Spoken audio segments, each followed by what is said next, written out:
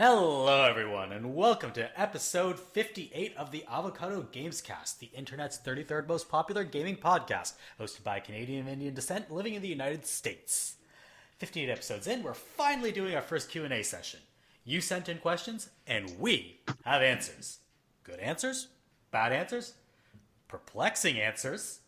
We will see.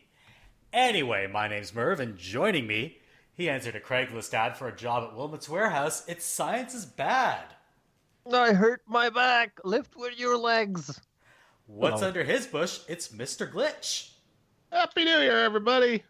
He's standing for Timeskip Ginkgo. It's Lutair. I understood that reference. And finally, his mortal enemy is the Cowardly Custom. It's the Kappa. Hey, what's up, everybody? So, how are all you folks doing on this fine and lovely afternoon? Oh, it's beautiful. It's fantastic. It's a great Sunday. I feel alive and I feel great. It's amazing. I'm ready to do the podcast. Hello. We'll just let you keep I wish talking. I was that positive. Yeah. Stop. So, You need to absorb some of your energy. Yeah. I could totally use that. This has been like a busy set of weekends because last weekend there was the Super Bowl. This weekend it's the Oscars.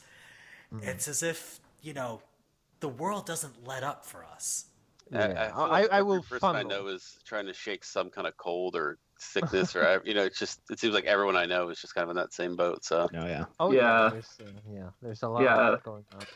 I was I just traveled a little bit and was reading up on coronavirus and oh no, man. I was in airports. Airports are the most likely.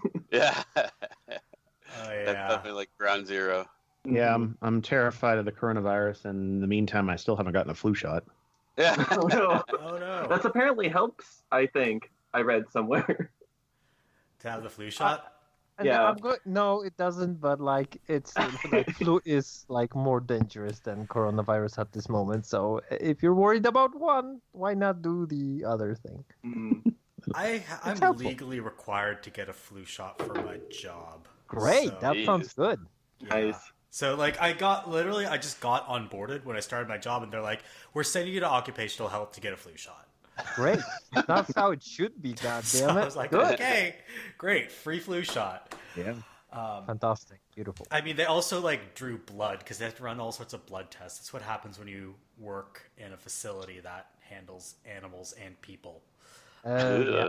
Yeah. I They're gonna Make sure clone you you. accidentally don't inject yourself with They're gonna clone you. essence of baboon and then turn into a horror movie. Look under your eyelid. You look under my eyelid. There's Yes. what are the kinds of animals they work with? It's like mice and birds. Half mice, half bird, half man. All murder. All birds. Well, did you ever see Secret of Nim? I mean, that could happen. Yeah. That was so. My story with Secret of Nim is that it was so when I was in, I think, grade 3. They had this whole set of books, an internal library in the classroom that we could read. And that was the one novel that was 220 pages. That's too long. I can't read this. Because I was Yeah, I 7 had the years opposite old. strategy. We had what was that like? You had to read the books and get the points, and you get pizza. I would Yeah. always read Book it. one super long book per semester in school, just so I would get the pizza, and then I wouldn't have to read anymore. It's not a very good. But I read Anna Karenina a lot, and those types of books just for the points. Oh yeah. As a fifth grader, just had no idea what was going on. Just had to pass Oh. the test. I used to love to read too. And then I got hooked on video games. I Oh, thought you were going to say drugs. Pizza. I used to love to read and then cocaine. You know how that Just goes. darn it. happened. That's a different podcast. Yeah, it's a European podcast. The Avocado Drugs Cast. Yeah. Speaking of podcasting, Lutair, it's been, I think, 4 years since you've been on this podcast. Yeah. Yeah, I Oh. remember. I don't really remember what we talked about, but We were I on, do have a vague memory of doing it. I think you were on a Halloween episode or something. So, Ah. bring back the Grim Oh. Reaper. For I have Only a the vague best. memory of doing this podcast every time I'm doing this podcast. So that's how it goes. You are responsible for Waguigi. You can't just Like, I am remove not yourself from taking this. responsibility for things that happen on this podcast. No, thank you. So I am in a fugue state. that you are. So let's get down to brass tacks. What have you folks been playing lately? Ooh. Nothing. Well, Nobody's playing video games. no, Got it. I've been playing stuff. Okay. Listen, I got every achievement in Death Stranding. Whoa. You platinum All Death right. Stranding. So sorry? You platinum Death Stranding. Yes, I platinum. You Death stranded all deaths. I We got a guy who stranded knows all how of- to walk here. I got stranded myself. Hey, I'm walking here. Yeah. What even I'm the are all best the one. achievements? I got a whole bunch of them just by playing through normally. So Yeah. I don't It know took what all the me- achievements are. It took me about 110 hours. Cool. Okay, so Yeah. it's like you played a JRPG. Yeah, pretty much. It's kind of like a JRPG of walking around. Yeah. Listen. JWS, Okay. Japanese Walking Simulator. Yeah. I won't. Oh, it's I a won't- Jaws. It's a Japanese American walking simulator. All right. Okay. Listen. I will only limit myself to saying just a little tiny bit about my experiences, but I could talk for 2 hours about this game because there are a lot of things that are cool, a lot of things are bad, a lot of things are questionable. It's such a weird freaking thing that it's not. I obviously enjoyed my time with it. I played Yeah. 100. Whoa. It was Like a I good said, time. it's a game that I liked. And Yes. that's about all I can say about it. Yeah, it's but there is so much of stuff that is strange and dumb and the story is so bad. The characters are interesting and some of the things are well made, but overall it's kind of a bad story. it's not good. I would say the game mechanics are what kept me going. It's a very it's sometimes relaxing, sometimes it's addictive. It's you kind of build up your network that you can move around with. There is some stuff that's actually reminds me of an idle game a little bit, but then other stuff that's very methodical and it takes a while to for you to enjoy it, and other stuff is it's a whole lot of things thrown into an open world, and then some of it works and some of it doesn't. Yeah, I liked it, but man, it's a mixed bag. I would say more of it works than doesn't work. Yes, in my experience. Yes. Even down to the story. I think parts of the story actually are really well done, and other parts Yes. I'm like, what were you thinking, Yeah, man? there are parts where I was literally alone in the room. I was looking at the screen. This cutscene was happening, and I was just talking at my TV screen for 30 seconds, just saying why, and it's Yeah. not it was complicated. No, it was just a character having no motivation or being very two-dimensional, doing something very stupid, and other characters not knowing a thing about that was very obvious. And it was infuriating. And there's a couple of these instances of this in this game. Yeah, it's dumb. But other times it's kind of it's fun and it's interesting and it's playing with its world in an interesting way. Yeah. I don't know. It's a weird thing. I enjoyed it. I don't know if I would recommend it to everyone. It's a very specific kind of game that's not for everyone, I think. I think I'm almost kind of inclined to like these weird experiments. Yeah. It was.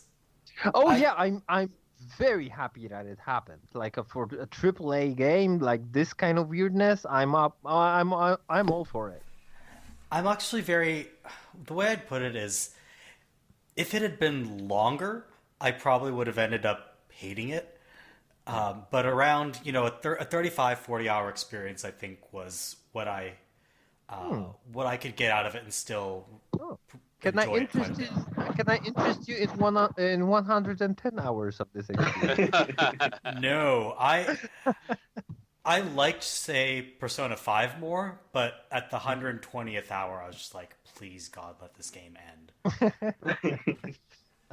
So yeah, I enjoyed it. It was pretty much the only thing that I played for the last couple of weeks because I mostly just play on weekends, and it was like, yeah, let me just listen to like I ended the story like 60 hours ago basically, so let me just listen to a podcast and do all of this like tiny stuff that has to happen for me to get like the platinum. So it was a good podcast game. That's also what I'm gonna say. It's like after finishing the story, great game to zone out to.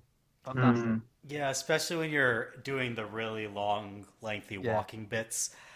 There are only so many times you can listen to a low roar song and get the same feeling. So.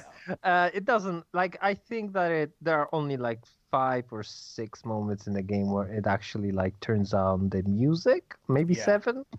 Yeah, but yeah, there's no music player in the game. Like that's. Oh, really? Yeah, only in like the safe houses that you can like sit and listen to the music. You cannot be in the open world and listen to the music when Kojima doesn't want you to listen to the music. That's interesting. So he just sits there and says, "No, this is not time. No, it's not your time to listen to the music. You just live in this world. There's nothing going on. You just walk, and you just walk."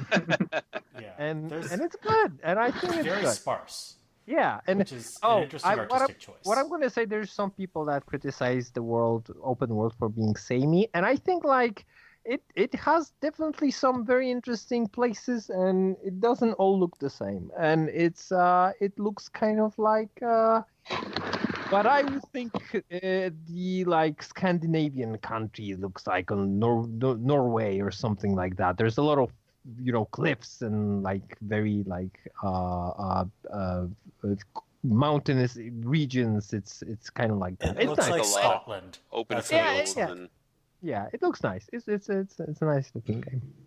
So that's it. That's it. That's Death Stranding. Good thing. Yeah. All right, Lutair, what have you been playing? Mostly I've been playing The World Ends With You for Switch. I think it's like Redux or whatever. Oh yeah, that came to Switch. Yeah. How's that been? So, I'm like super late getting to this game. Jam, it's like one of her favorite games for DS. So she got it for me, and it's actually pretty fun. Like it has like a 2-player mode, which is cool, where you control the Neku and your partner controls whoever is your partner at the time. There's like I'm going to try and avoid spoilers, but it's like a JRPG rhythm game. Is that it?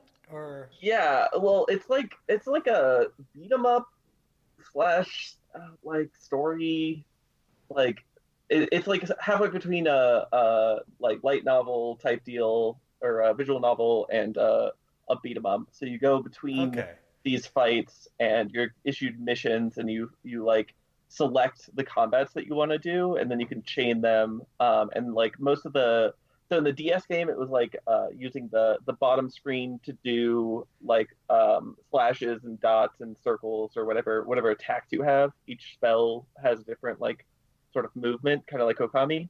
And then, or like Darwinia, yeah. Yeah, and then for the DS, the top screen also had a puzzle game going on at the same time. But they've kind of, since you only get one screen with the Switch, they've changed that around. So instead, now you have these combos. So once you get a meter up to a certain percent, you can basically do a finisher. And that's a puzzle game that you do kind of outside of combat, and then it just does a bunch of damage to everybody.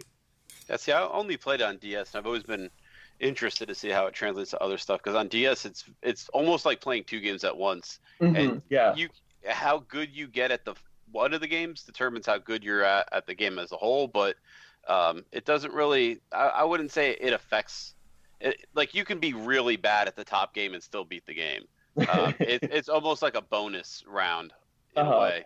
But yeah, it was really interesting to play at the time because I don't think I've ever played anything like that where it was like 2 games at once, and depending on how good you are at one, can really affect the game in an interesting way.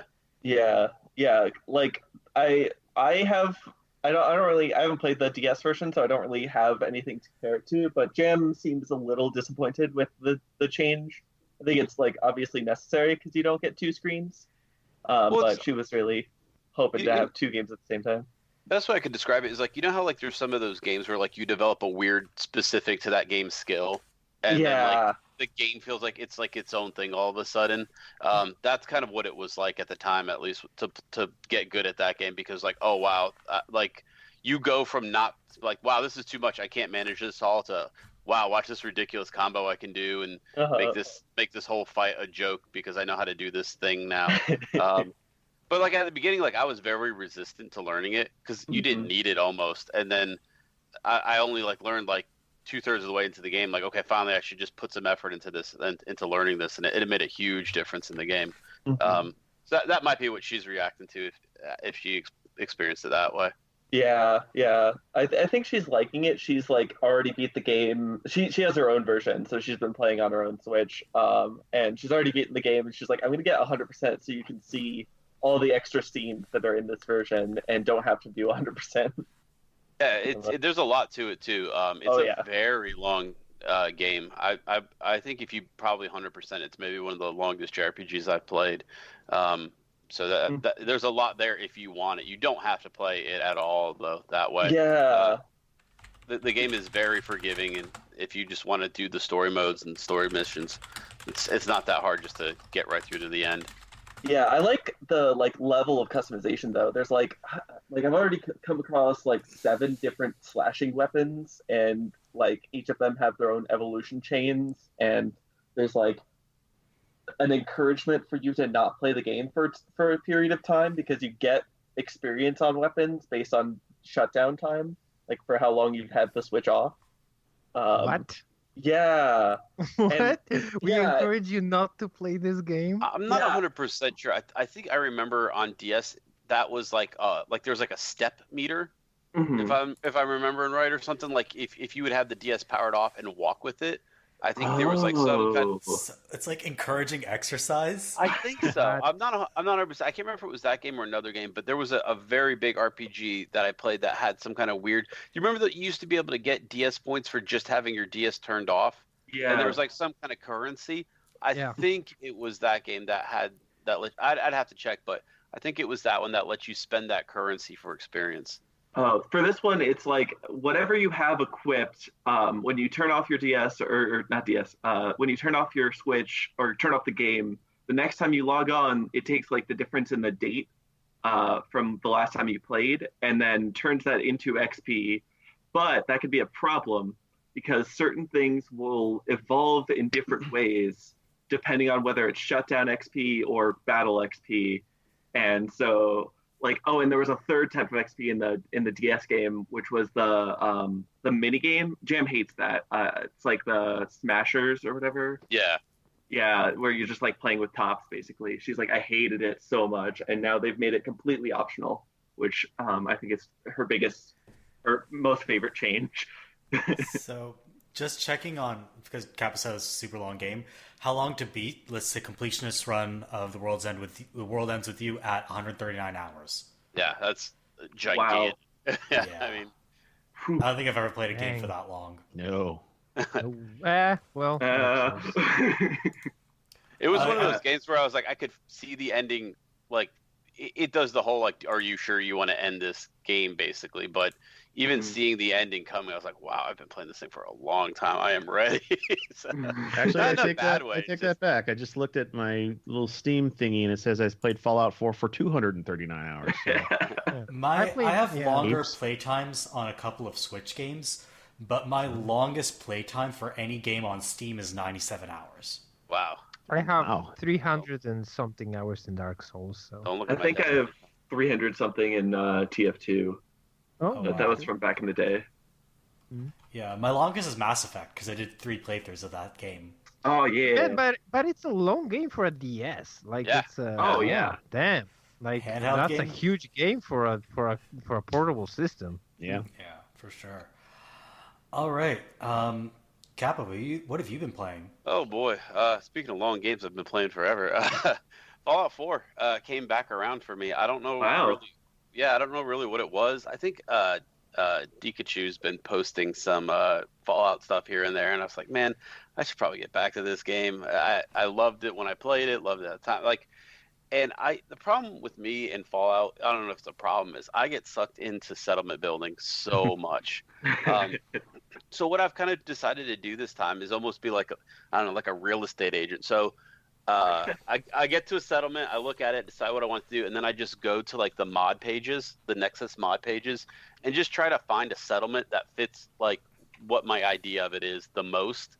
And then down, like I'm looking kind of like for blankish ones, like that aren't like completely all decorated and stuff. And then what I'm doing is I'm going through it and I'm just basically decorating it. And I'm just really enjoying it. It's basically like post-apocalypse, decorating simulator for me right now. Sims. Yeah. The story for me drags in a couple places. I think I can probably spoil a little bit, but I would say the number one place where the story spoils or kind of slows for me is right before you get to the end of the game. Like a lot of RPGs, there's a choice where do I do the main story now, or do I stop and do the the DLC and stuff like that. So whenever I get towards the end of the game, I'm like, do I want to go do Far Harbor and Nuka World and Rise of the Mechanist and all that stuff? And usually the answer is yeah, I might as well do it now. So I'm kind of at that point right now where I haven't beat the game. I think I know who I'm going to side with, but kind of going through and just doing a bunch of junk. So Far Harbor to me is, I know in my head it's a very, very, very good DLC. I think it's probably, most people love it. It's probably a fan favorite, but something about it, like just getting it started where it has to, like, you have to go meet all three factions and stuff like that. I guess you don't have to. I guess you could just kind of jump the gun on it. But I don't know anybody who's ever chose Children of Adam, so they could probably rip that right from the game. But all in all, I'm enjoying it. Fallout is kind of very comfort food gaming for me, so I've done it all. I've seen it all a million times. Is this your favorite Fallout? I mean, I go back and forth between this one and New Vegas. I feel like this one has a better plot, honestly, better mechanics, and I think settlement building is a way more fun pastime than anything in New Vegas. But New Vegas, I think, has the better characters, and I think Fallout 4 has a better, like, world choices. Like, I think the choices between Railroad, and Brotherhood of Steel, Minutemen, and the Institute are more interesting to me than NCR or the Legion or the House. I don't think anybody's picking Legion. I think the House is kind of House is kind of good for like a first playthrough, but then after that, I think it just kind of doesn't really make sense because like you're basically dooming the place, more or less. You're either way basically you're dooming the place. But so when it comes to Fallout 4, I always felt like I ain't helping those Institute motherfuckers. So so it's like son. Yeah, so it's like, fuck this. I think Fallout 4, one of the things they do that's kind of smart is, well, I don't know, it's smart. It kind of pulls at your heartstrings a little bit more by equating the synth struggle to like kind of like slavery almost, like with stuff like the railroad and stuff. So you get these poor people who don't know that they're a synth, and you meet a lot of cool synths throughout the game. But then the Institute, I think, is pretty much evil. But then the one big twist why you might not want to wipe out the Institute is because of who's leading it, So I think that's nothing. Like, in the grand scheme of things, that's nothing. So I'm like, always I'm playing, I'm like, fuck you, old man. Yeah, that was kind of my feeling too. Anything, I don't owe you anything. I wish, like, I don't want to get into spoilers, but I wish you had more time with that character to actually, like, enjoy who they are before the time skip. Before they just come up and say, "Hey, guys, I'm Hitler," basically. Yeah, and you're like, "Well." You're looking for this person, and then you haven't seen them since they forever, and you don't know anything about them, and then suddenly they're Hitler. So, hell, it's Hitler. Oh no! Suddenly Hitler. I just think you could make more compelling arguments for siding with the Institute than you could the Legion in Vegas. That's I guess. And then I think the minor factions. I mean, I'll admit that I sided against the Legion because I hated their costumes. I didn't know they call them Naked Kaiser Romans. or whatever. Yeah. I mean, they're dicks. It's an evil faction. Yeah, definitely. It's an evil faction. So. And I feel like the Brotherhood is best done, and almost I like the Brotherhood of Steel. I think it's a cool idea. I know they're kind of proto future fascist or whatever, but like just details. most of the factions in Fallout though aren't all nice. They don't have like a good side to it. They work by force almost every single time because that's what gets it done in the post-apocalypse future. Yeah, almost all the Republica Daves of the world are just waiting to get steamrolled by someone in power armor. I feel like for the Brotherhood, I always dig the scribes and I always hate the knights. Like the higher up you get. Yeah, I would chill with the scribes and then just off the knights. Yeah. It's an interesting thing about Fallout, I think, where the more you play it, the more you kind of get into what the factions are about.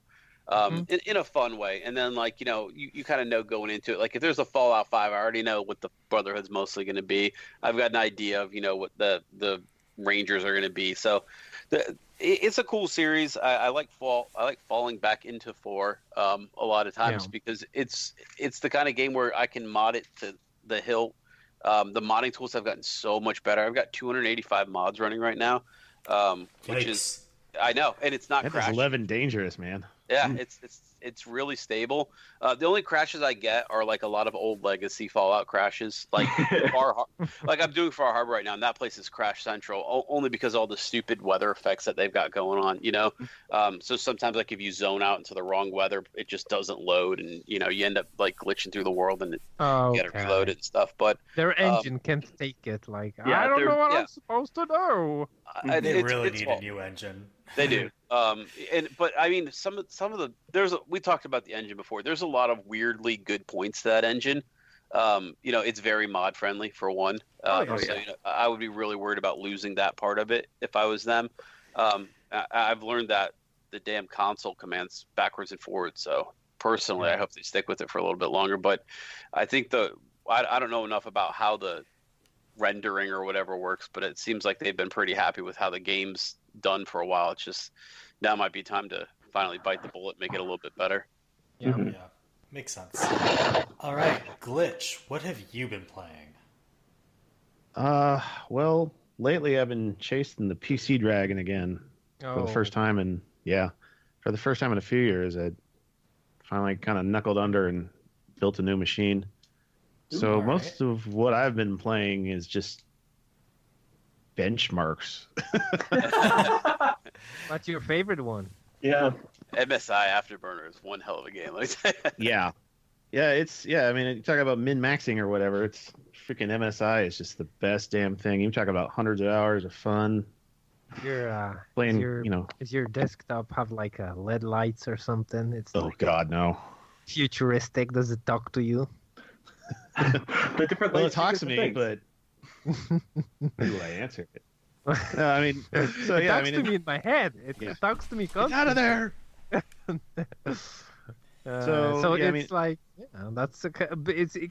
What's your specs? What's your graphics card?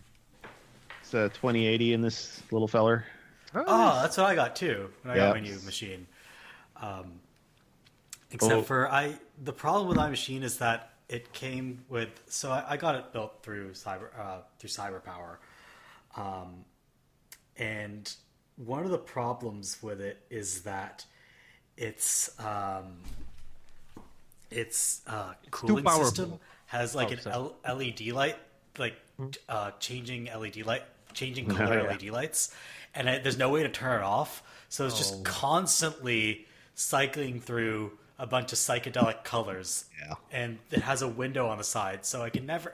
It looks like the dumbest thing in the world. I want this PC to look like a machine, not like a kernel ride toy. I know the feeling. Basically, that's what I'm thinking when looking at this thing. Yeah, this ain't badass. This just looks like I'm a fucking kid.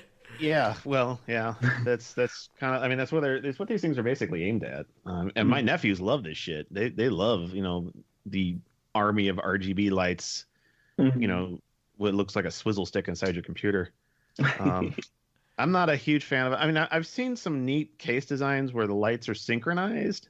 You know, they'll use like a theme. Like I saw, you know, like a Tron Legends style case where, you know, it has kind of that same, you know, teal and orange color scheme that the movie did. And, you know, of course, every other movie that's made in the last 20 years is that same thing. That's a different discussion. And then it starts blinking in and out, and you realize it's trying to communicate with you by Morse code. Well, it's digging into your skull. It's, you know, reading your thoughts.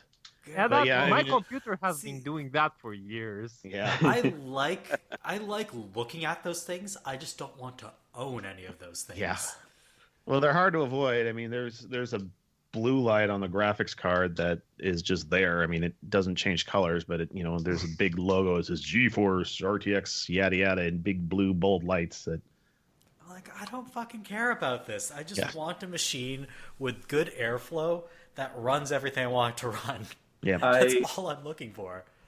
I'll play the bad guy here, and I'll say I love my blue LEDs. That's fine. It's a personal preference. Yeah, I'm not like I don't want to shit on anyone's personal preference. Like, if you like that, it's all cool.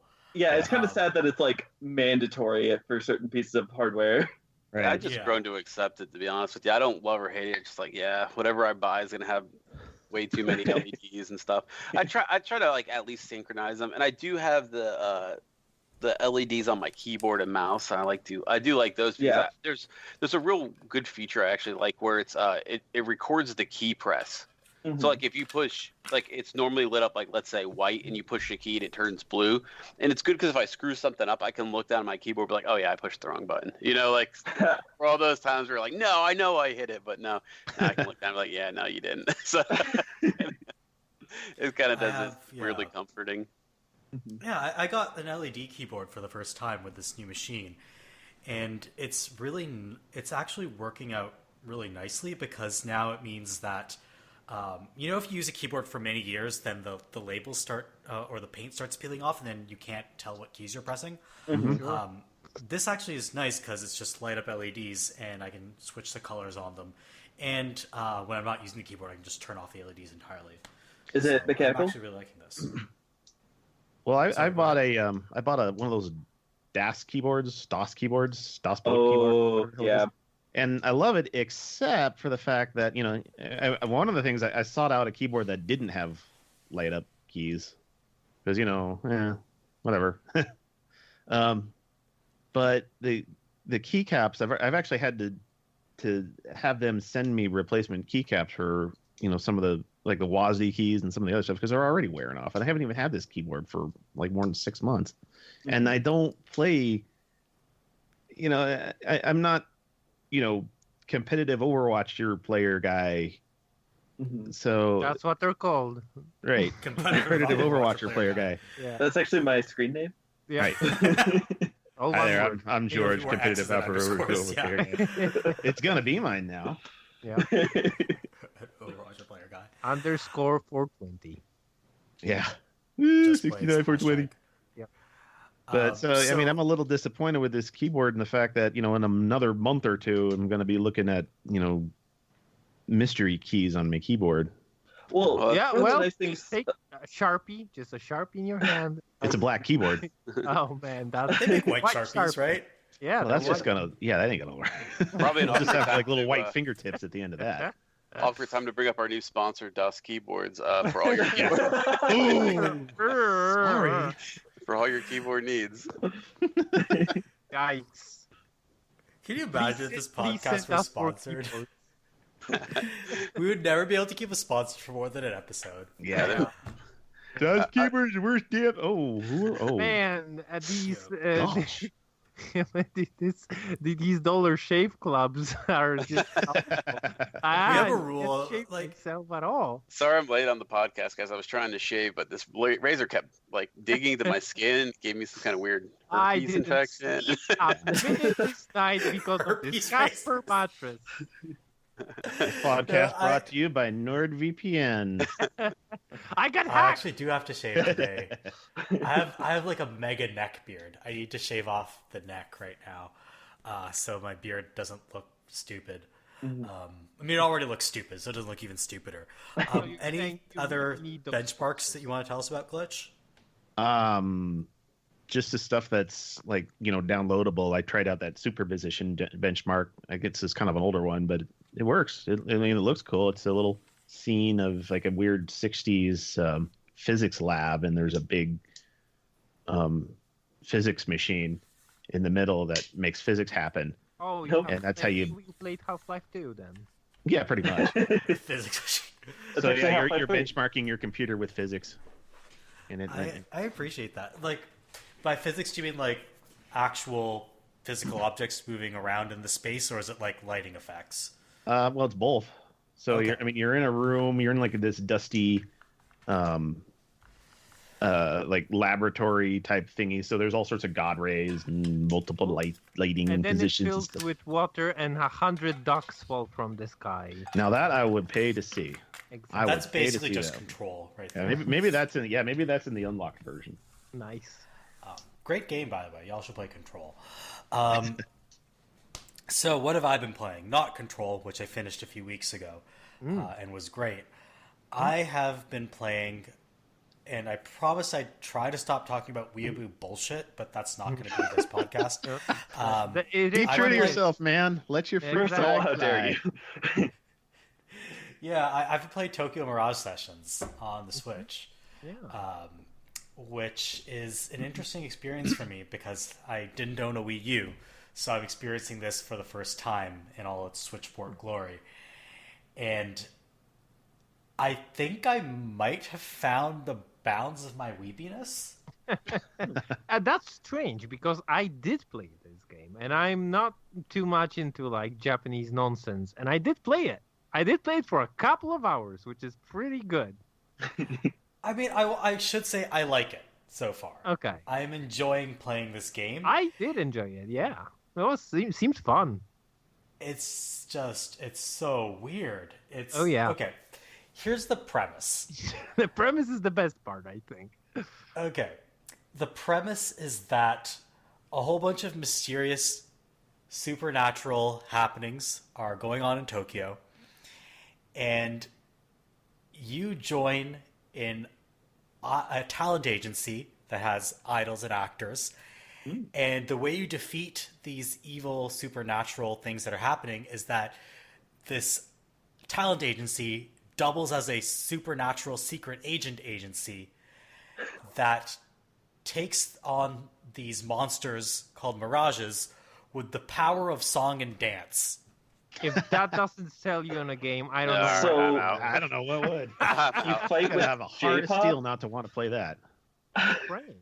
It sounds I mean, awesome. it's fun. I will fight evil with the power of jazz hands. Oh, that sounds extremely my It's style. pretty much that. Like one of the characters, her weapon is a microphone stand that instead of a regular tripod base has a trident at the bottom. Nice. That's awesome. Yeah. Wait, so what's the gameplay like? Like, what do you do? The gameplay, it's supposed to be a crossover between Persona and Fire Emblem, but instead the gameplay is much more Digimon story than either of those two.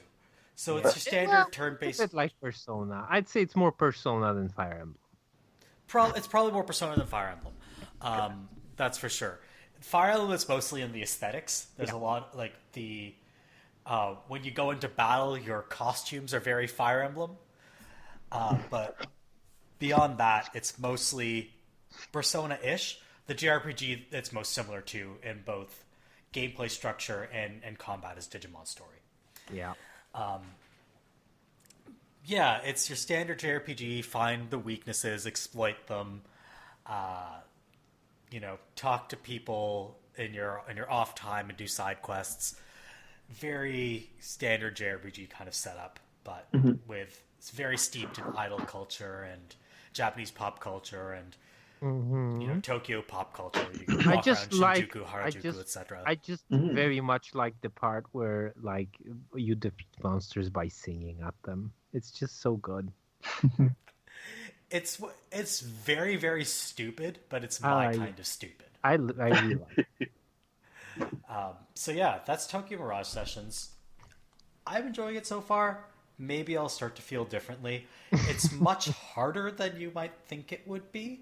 You have to grind a bit, which is different from most JRPGs that I've been playing that are paced such that you basically don't have to grind.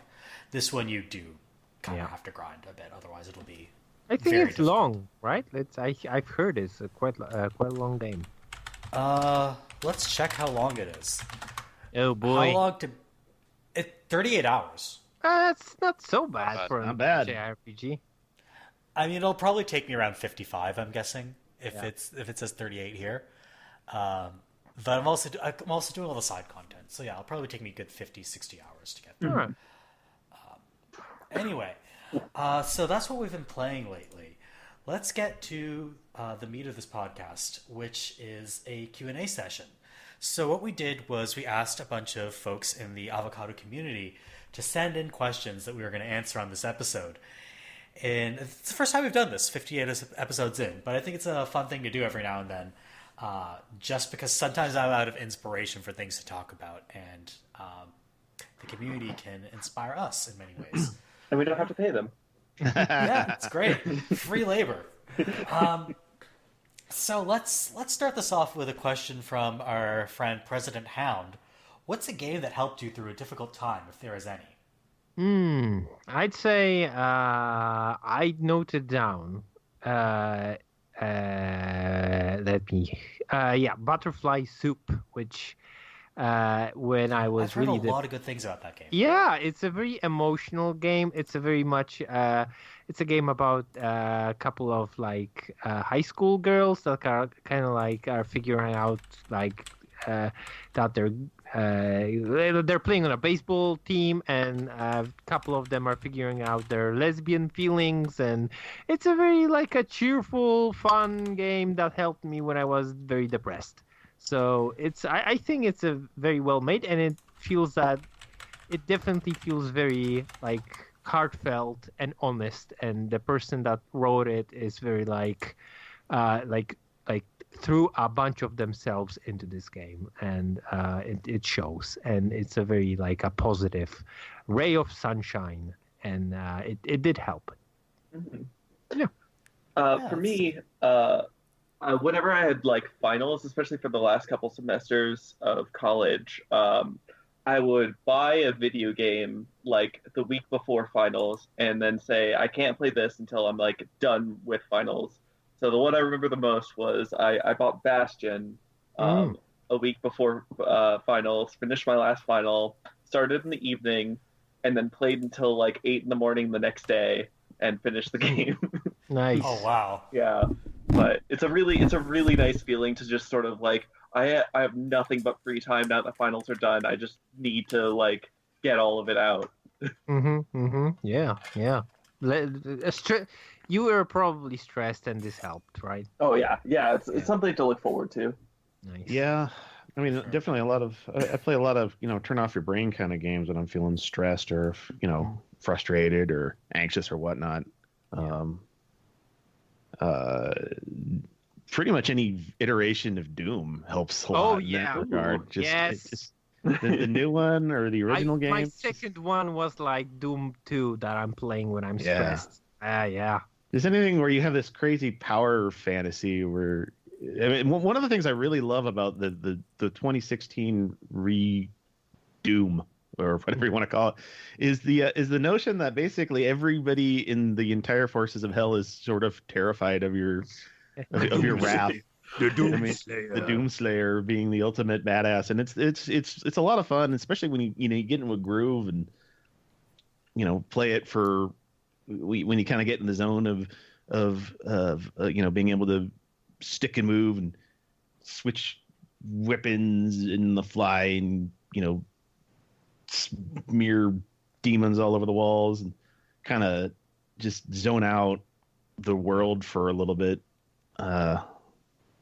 It's very empowering. Do you listen to podcasts while you're doing it, or you're just zoning in on the game?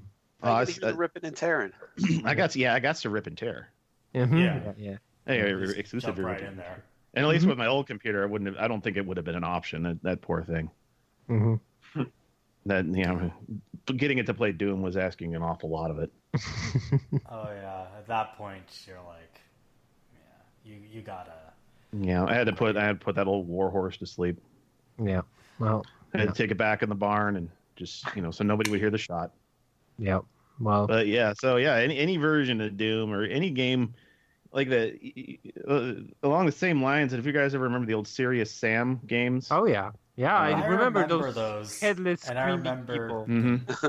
yeah, just more, the guys with the bombs for arms and no head or whatever. just the the most fun, shut your brain off kind of. Yeah, I wonderful. have the same like with like Diablo sometimes. Like I'm going to. Oh yeah. Mm-hmm. It helps that you cannot die in Diablo 3 basically if you're not like on the iron in difficulty or whatever. You basically can respawn in the place that you've died, and I like shutting my brain off and like it helps with stress, definitely. I guess for me, mine was Halo. It's boring, I know, talking about Halo, but that was I moved to a new town right around the time that was really a big thing, and I'm sure there were, like LAN parties and stuff well before Halo was a thing, but that was kind of the first time, I guess, for like, generationally where I was like, oh shit, there's a bunch of other people who like this, and like it felt like you're finding community. Yeah, exactly. Because like I remember like I would go to like game stores and play in Halo tournaments, and it was like a very much like a social experience for me too. It wasn't just like a game that I played. So that kind of like got me out of like a shell, moving to a new town and stuff like that. Yeah. That was really cool at the time. And Halo was always a big community game. It wasn't like it would just existed in a vacuum. So I met friends who played it, and I mean, I still play video games with people I played Halo with, however long ago that was, and ever since then we've moved on to different things and different games, but we still catch back up. I think that's one of those like building a community or a friendship type of things is a really cool feeling. I think that's why that game series is always so close to me. Yeah, I feel like Halo is like one of those games that really bridged the nerd jock gap in terms of like stuff. Yeah, because I had a bunch of friends who were like way into the sci-fi aspect, and a bunch of friends who were way into like just blow shit up. Yeah, I've talked about this here before, but like I was like a football player, but I was also like really interested in learning to play Magic. Like I kind of, you know what I mean, like. I know if you watch TV during that time, you would think like, oh, there's this clique and but there really isn't, at least at my school. Yeah, my high school experience was so not like an 80s high school comedy. Yeah, exactly. Yeah, so like there was a lot of like go between, and like Halo was definitely one of those things where like you would see, I mean, from the gearheads on down to the smokers to the jocks to the preps, everybody was playing Halo. Oh, yeah. And it wasn't just in that kind of like way where like it was just so popular. It was like no, people would get together at people's houses and play and stuff, and it was a weird time, so yeah, that was a very kind of interesting game for me. We played in dorms when I was in college all the time. I mean, it was just like tournaments and stuff like that. It was a really cool time. My best friend and I still excuse me play the co-op split screen. Run through the whole Halo series up until the point where they stopped letting you do that. I don't remember which Halo game it was, but I know we've run through, the story mode of Halo 1 and 2 countless times now. Yeah. So I had a bunch of jock friends in undergrad who every few weekends would get super drunk, plug in an N64 to their TV, and play Pokemon Snap. Sure. That sounds great. Yeah, that Professor Oak, when he says "wonderful," is really good when you're drunk, probably. Yeah. I mean, maybe that's just a Canadian thing, but like that's how college was for me. As for a game that helped me through a hard time, I actually played Nier Automata back in 2017 when it came out, in the midst of a really difficult, stressful job hunt, and that is weirdly enough a game that is kind of good to play when you're stressed. I know it sounds really weird to say that, considering what the game's about. But I felt that it's ultimately kind of message of hope was something that I needed during a time in my life when things kind of felt a little hopeless. So that's what I got out of that game. And I think maybe that's why I appreciate it so much in retrospect, is that it helped me through a time in my life when I was feeling a little down. Mm-hmm. Yeah, I think sometimes like the overarching theme of this is that we kind of latch on to games depending on the time in their life when we experience them. So I'm still very attached to, say, Roller Coaster Tycoon, which is something that I played a lot when I was a teenager. Yeah. Neopets. Yeah, it's like these formative experiences are these things you really latched onto. Yar's Revenge. Oh yeah, that's a good. I don't even know what that is. That's an Atari game. It's fantastic. 600 games, probably the best. One of the best for that console. I'd say and I still love that game. Yeah, it's fantastic. You know, I actually found an Easter egg. I discovered an Easter egg in that game. I thought it was a bug because what the hell Atari games have Easter eggs? But no, it's a genuine, honest to goodness Easter egg. Yeah, it's not much of one, but what's happening? What is the Easter egg? If I remember right, it just shows like one of the developers' birthdays or something on the screen, and then the game just completely stops. But okay. Cool. So it's both a bug and an Easter egg. Yeah. Good to know. All right. This question comes to us from Zeusical, who asks us, what is a game or games that you feel make good use of player interaction as a storytelling tool? Well, I will leave my number one to you, Merve, because I know what you're going to say. But my number two choice is Brothers, A Tale of Two Sons. It's if you haven't played it, it's a game where one half of the controller controls one brother and the other half of the controller controls the other brother. And you go through an adventure and you have to like cooperate between your left hand and your right hand and do two different things on one controller and kind of like go through the game that way. That's a main mechanic. And then, spoiler alert, I'm sorry, but we're talking about this. It's an old game. It's an old game, basically. So one of the brother dies. And up to that point in the game, while crossing a river, while swimming, you basically had to use the controller, pull two triggers on the controller because the older brother took the younger brother on his back and you swam through like a river, right? Because the younger brother couldn't. And then the older brother dies somewhere at the end of the story, and then you're going back home as the younger brother, and there's a river, and you get into the river, and it's like, what the fuck am I supposed to do now? And you're like swimming, and it's like you're not doing very well, and you're almost drowning. And then you're like, okay, let me just like try pressing the other thing on the controller that was, responsible for controlling the other brother. And when you press it, the younger brother like remembers the older brother, and it's like a moment where it's like elevates via gameplay that because of the experience and the memories of the older brother that the younger brother has, he has the strength to like swim through the river on his own by unifying the controller, let's say, in that moment. And it's a really good gameplay moment for like a story-based game. It elevates definitely the story and the characters with gameplay, which is not what I see done very frequently. It was very well made, good moment, and still one of the best like of that kind of like type in video games that I can think of. Good stuff. I think mine is kind of in a similar vein. Maybe my pick was A Way Out. Oh yeah, that's the same guys that they made. Brothers. Yeah.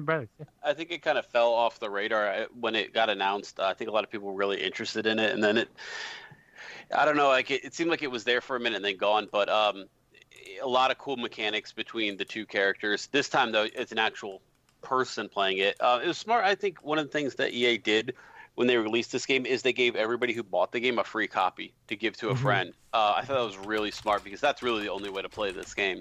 Yeah. But a lot of times, you're pushing and pulling, and I don't know if I really like the ending.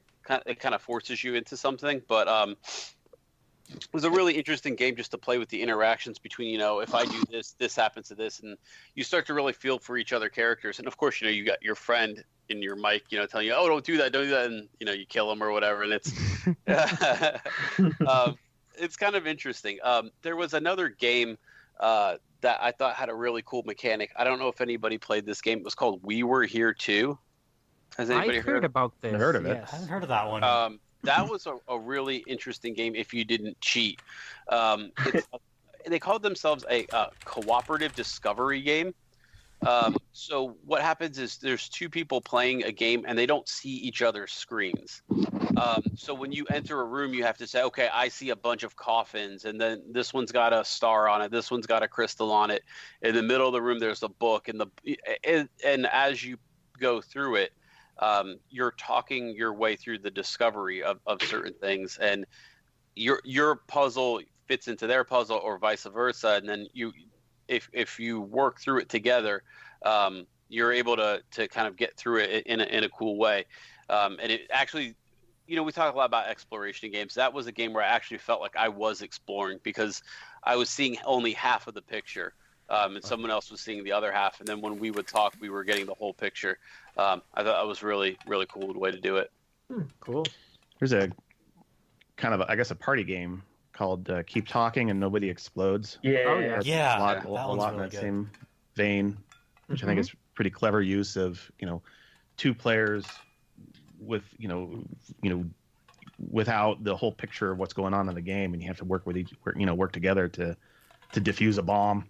You know, one person can't see the screen, the other person can't see the bomb defusal manual. Mm-hmm. Yeah, so one's essentially instructing the other on what to do. Right. But it's very hard to communicate exactly what needs to be done. So it does create a lot of tension, especially on the harder difficulty settings. Yeah. I was going to mention, as Science alluded to, What Remains of Edith Finch. Yes. Which it gets a lot of credit for telling a very emotional tale about loss and grief. But what it doesn't get as much credit for, and what it should get more credit for, is using familiar video game mechanics in an interesting way to tell a story. And one of the things it does is it'll use, say, mechanics from a flying game to tell a story about a metaphorical story about somebody soaring over a forest, or it'll use mechanics from like an MMO to relate the story of somebody kind of getting lost and depressed in their job. Mechanics from Pokemon Snap. Yeah. Another place it even uses mechanics from like 3D platformers in a story about drowning. It's a really neat mixture of stuff that you don't typically see in these kind of narrative-driven games, where it uses tropes that gamers are familiar with, and then twists them around a story to enhance that story. So it almost works. It works because it takes what's familiar, but the way it twists what's familiar is what makes it powerful and surprising. Yeah, and there's the cannery segment, which one of the best moments in video games, I think. One of the best. That's the MMO one for yeah. And my favorite segment is actually, I know I've talked about how it uses player interaction. My favorite segment is actually the comic book one, because what it does, it's not using game tropes so much. It's kind of merging visual novels with first-person horror. But it does that in a kind of Roy Lichtenstein art style. It's really, really neat. And using kind of Crypt Keeper kind of character, which it's fantastic. Yeah, it's a really great experience, and if you haven't played it, I would highly recommend it. Yeah. Yeah, speaking of visual novels and horror, the two I thought of when I saw this question were a game called One Shot, which is kind of this like small time indie game that uses a lot of sort of meta like interaction in order to accomplish your goals. And then Doki Doki Literature Club, which does something similar if you've played the game. I don't know if you guys have played. Yeah. I think all of us have played it. Okay, Basically, yeah. The only game like that I've ever played, and I loved it. Okay, I'll talk about One Shot then, because that's the one that like it's a lot more wholesome in the sort of tone of the story. Yeah. But it deals with similar aspects where it's like it's a character who becomes somewhat aware that they are in a video game, or at least they're aware that there's more than one world, and you are in control partially of their world. And it's this kind of cool choice-based system, and it makes you like really care about the character, because the character knows that they're like, it makes it, rather than them knowing that they're a video game character, it makes them feel more like you're connecting to their world. I thought that was really cool. Cool. Speaking of meta visual novels, have any of you folks played Save the Date? No. I have heard of So, it, but not I would played it. say that game is, I mean, though they're made by completely different people, I would say that game serves as almost a precursor to Doki Doki Literature Club. In that it's about kind of satirizing dating sims. Right. And it has some of the same ideas where you have to go mess around with files and stuff to get stuff to happen in the game. Cool. It's really neat. It's also free, so you can just go like download it right now. Cool. Yeah, highly recommended. All right, this question comes to us from Guganya. What is the best game based on a book? Oh, Dang it. I feel like The Witcher is the easy. Yeah, that's the first one I saw. It's the only one I can even think of. I mean, other than I haven't played The Witcher. I can't answer that. It's good. Yeah, I mean, I think it's a very solid RPG. I think that's probably the easiest one. It's a great game, and I don't know. The books I think only recently, not recently, but more recently than the game got translated to English. So unless you were really hardcore into like some sci-fi community that was doing it for you, the only other one I could think of really off the top of my head was the Metro series. Those were books. Oh yeah. Yeah. I didn't know that. Yeah. It's Also, a series I haven't played. Maybe there's like I a should. Eastern European books make better games or something like that. But those are the two. Now you're going to tell me that Stalker was based on a series of books? Yeah, it was. I'm sure. Yeah. It was. Wait, it was? Yeah. it was based on a movie, kind of based on a movie that was based on a book. Okay. So Yeah, through a couple layers. It's a great movie, fantastic movie, and a great book. So if you ever, it's good. But I'm always confused when my jokes turn out to be not jokes. you just got them actually. Well, I was thinking about some of the easier ones are like the comic book ones, obviously. But I thought maybe another one would be Spec Ops, because I mean it is basically Heart of Darkness. It's Heart of Darkness. Yeah. You know, so that'd be kind of an interesting one, like games that have took that idea and ran with it. Yeah, But I've played that game. Mm-hmm. I really like that game. Witcher would probably be an easy right answer. I think. It's the most popular one. I think. The one I thought of was Enslaved: Odyssey to the West, A which pretty is good game. based on Journey to the West. Yep. I can't say I like that game very much. There are parts of it that I really like, but it also kind of drags a bit. Oh yeah, it's frustrating as hell. But there is good stuff. In Wait, that game. I just realized my favorite games based on books. The Dynasty Warriors series. Oh yeah, That's based on that's a good one. I guess so. Yeah. I guess all the Romance of the Three Kingdoms games too. There's about a million of them. I mean, Total totally War forgot. Three Kingdoms was my game of the year, and I spaced on that. So Okay, now I just learned something about Chinese history right now. Okay, good to know. All right, this one comes to us from Frostbite / Frost Spy / Frost Hunter. Pick a name What? and stick with it, man. Frost. Frosty. Yeah, Frosty. Stay frosty, man. Frosty the Snowman.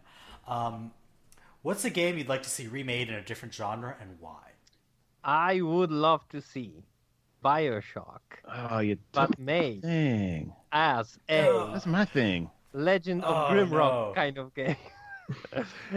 I fight with people about this because I think BioShock isn't the perfect genre for what it's trying to do. Yeah, it's good for what it is, but I'm saying I would love more games to do what Doom on mobile very long ago did. Well, that was a while ago. It was a while ago, and nobody did that afterwards. It was great when it came out, and it was like, a clever, why? Yeah, Doom RPG is a really it's a clever use of what was a really limited hardware. Yes, exactly. To actually make a fun game based on on a completely just two completely disparate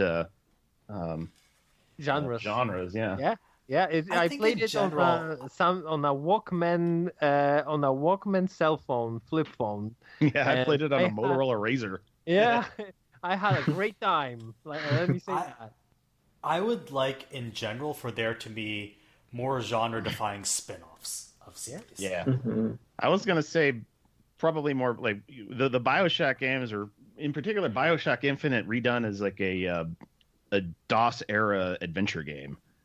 Because my favorite aspect of the game had nothing to do with the shooting. I mean, the shooting is a pretty lazy, bog standard, shooty. Oh my gosh, the ending of the game where you have to shoot the dudes for 20 minutes on those barges. They just turn into bullet sponges. Oh my god, it's the worst kind of fucking first person set piece ever. My favorite aspect of BioShock Infinite is just knocking around, in the brief interludes between, gunplay when everybody in the city just mysteriously vanishes. Yeah. When you're knocking around, just exploring the limited area that you can explore. I would love to see that redone as a Sierra style adventure game. Mm-hmm. Yeah, or the Longest Journey, kind of like. Or the Longest Journey, yeah. Yeah, it would look cool, probably. Okay, what I'll say is I think you could change the genre of the game, but violence is an inextricable part of what that story is and what it's trying to do. Yeah, but I mean, you could express. You can have a violent adventure game. Yeah, you could have a violent adventure. The Wolf Among Us, or The Walking Dead. You could have Booker doing awful things in an adventure game. What I think wouldn't work would be, because I hear this critique a lot, and there are people like, I want to talk to the people of Colombia and solve problems that way. BioShock Infinite Dating Sim. A visual novel. That is okay. I know what you're set up there, and you've set up Usagi Drop, and you gotta take that back. Oh no! Oh no! I just ruined so much for the 5 weebs who listen to this podcast. Oh, you made me sad. I made myself sad. And I've never even watched Usagi Drop. I am so lost. I don't know what you're talking about. Yeah. I am lost without a map. It's better that you don't know what we're talking about. Well, mine's probably not as interesting because I think technically there is one of these, but I would kill for a good Game of Thrones real-time strategy game. There actually was one. I'm sure if you forgot it, there's a reason, and it was awful, awful, awful. But I think even if you took that Telltale series, and that basically creates a new house and stuff like that, and smack you in the middle of an RTS, where you're building and helping along, some of the great battles and stuff. I think that'd be a really promising series. Yeah, You could probably meld the two, right? There's a Crusader Kings mod that basically turns Crusader Kings into a big Winterfell kind of thing. Yeah. Which is pretty good, I heard. And there's a good board game also of Game of Thrones. I think I know someone who worked on that mod. Yeah. Well, anyway, you could probably meld the two approaches, right? You could have Telltale style story cutscenes that determine some things in battles, and you do the actual RTS battles. I think that'd be a really good the latest mixture. Total War kind of does some stuff like that, But yeah, some kind of blend. Spellforce is a game that really, really does that well. If you've ever played it, I think it's basically half RPG, half RTS. I played Spellforce a lot. old Dune game, if anyone remembers that. That also had like a thing where it was basically an adventure game, but you were like a general and making decisions. Yeah, and the choices you make depend like what kind of units you get for the next battle, or who shows up and who fights and who doesn't. But I mean, Game of Thrones, I know the series ended up a disappointment, but I still enjoy the story. And the fact that, I mean, the games that we've gotten have been so mediocre for it. You know, maybe now that the show's over, maybe they can start mining some of that back story. Well, but the board game's actually pretty solid. Yeah, so the board game's really good. They should base it off of that. Yep. There you go. Yeah. They just make a video game version of the board game. They did that with Axis and Allies, and it worked really well. Yeah. So there was a pretty good Risk game not too long ago too. That was an RTS game. Oh, nice. A game that I would like to see remade in a different genre. I know this is going to be controversial, but I'm going to say it anyway. Night in the Woods should have been a visual novel. Yeah. No controversy from me. I like the game, and sure, the game is basically best things about the game are the dialogue, and I think the story. I really like the story the game is trying to tell.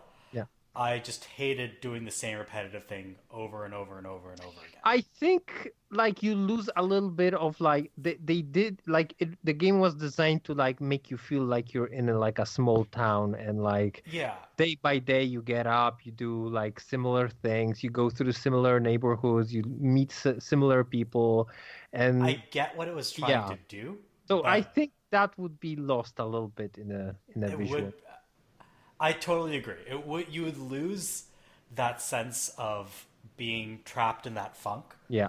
But it's also just really frustrating as a player to experience, and I don't know that. Through my sixth time through doing the same routine, I'm like, I get the picture. You know what I mean? So I definitely agree. You do lose something, but I think it would be better in this other form. You would sacrifice that feeling of familiarity and for ease of gameplay. I get it. Yeah, that's just my personal. Sure. Personally, where I would make that trade-off. Yeah. Anyone else wants to remake a game in a different genre?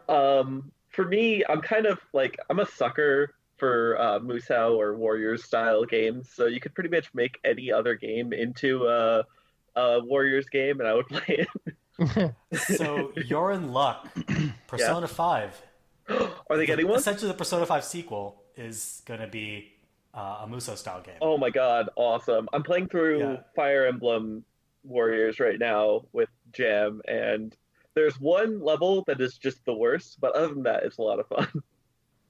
Yeah, I'm also a fan of that genre, and even though they've started to kind of grow a little almost too bloated for me in a lot of the ways. Like, I mean, I don't need 5 million different modes and bodyguards and animals and a village. That you just want to wreck shit. Right? Yeah.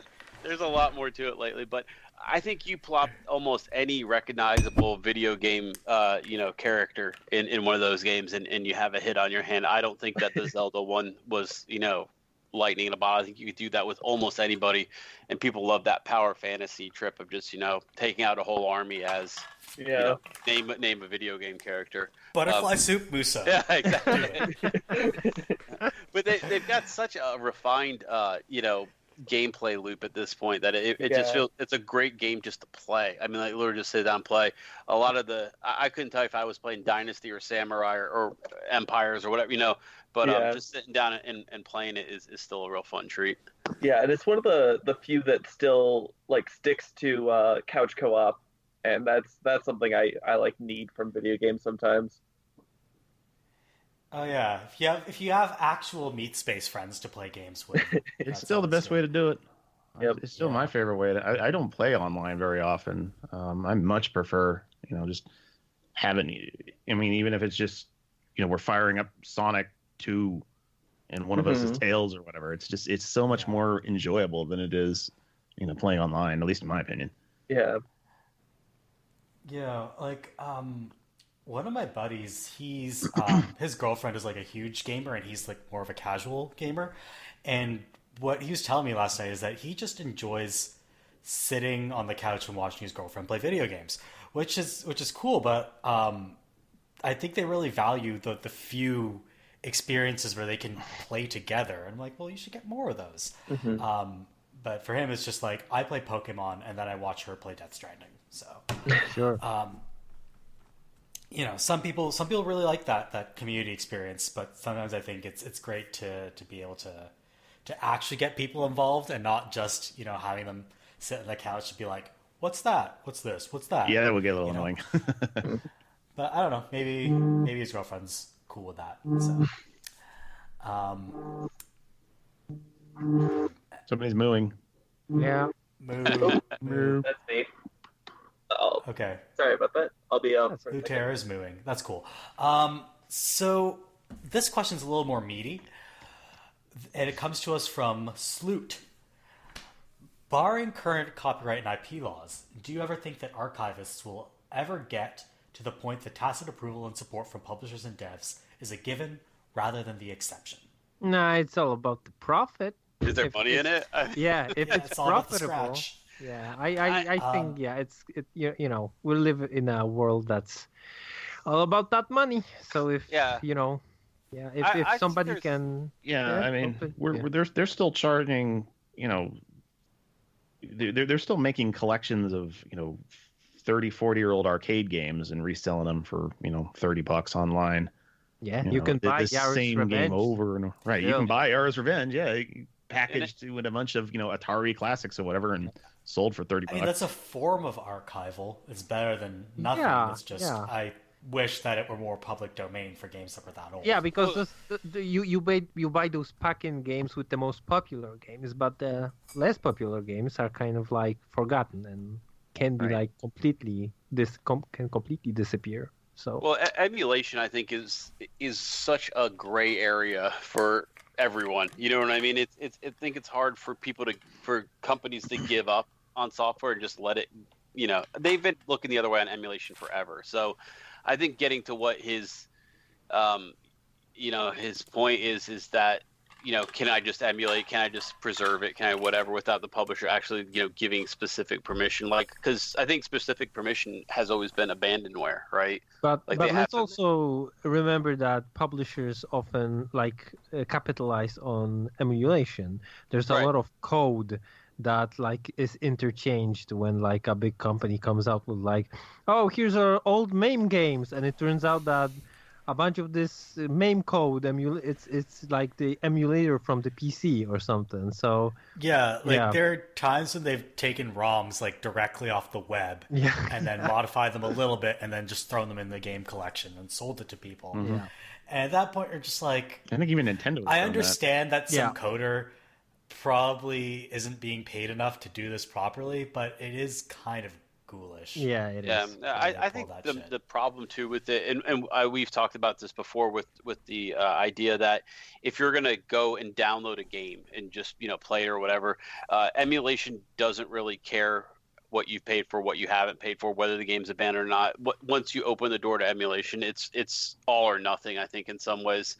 And I don't think many studios are gonna even want to be associated with that unless they can put some kind of name to or price to it. But I think unless there's some kind of industry push to do it, like everybody all at once, and we've talked about this before, there could be, because studios have been like, oh yeah, we can't find the source code for that game, so that game's just disappeared, you know, as far as preservation goes. But unless you get a push from the industry to say, hey, all our games are going to go live here in the Library of Congress or one of the Internet Archive or something like that, I just don't see it happening. I think there's too much money to be made still from emulation, weirdly, from stuff like remakes, demakes. What I would say is that I think nowadays publishers are a little bit more diligent about securing old code and keeping stuff around just in case they want to re-release it later. What becomes difficult is that works for beloved games that people like, but what about games that nobody liked? Oh. Those just get memory hold. And they're still an important part of art and culture. They're just forgotten. Yeah. I mean, you think that, but I mean, shame. like, as recently as what, Silent Hill 3? I mean, they've been like, well, we don't know where the fucking source code is. And that game's not, 50 years old or anything. But yeah. Yeah, I'm talking like in the past, like maybe 10 years. Oh yeah. I mean, it's hopefully they're. But like 30 years ago, yeah, fuck, they didn't give a shit. Yeah. Well, I mean, it's not just source code. It's all the all the assets for the game have to be kept track of too. And when devs shops close down or change ownership, and your developer shop turns, just completely collapses in on itself. Nobody's going to care enough to retain the gigabytes upon gigabytes of exactly data and that a game actually takes.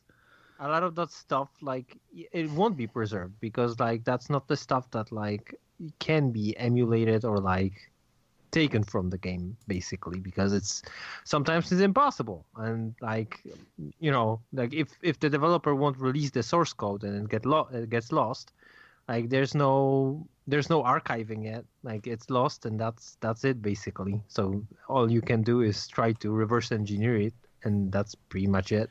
There's an interesting story kind of surrounding Star Control 2, which was an old DOS game. Oh yeah. The devs at one point released the source code onto the internet, but they couldn't call it Star Control because, I don't know, some publisher already owned the name of it, so it had to get renamed. Yeah. And there's been, since that happened, Star Control 2 has been re-released as a purchasable game. Yeah. And the freeware version, the one that the devs actually originally released onto the internet, and they called it, I think, the Urquan Masters or something like that. Yeah. That's been kind of tied up in some legal shenanigans between the owner of the intellectual property and the owner, or the owners of the actual source code, the people who created the game. Yeah.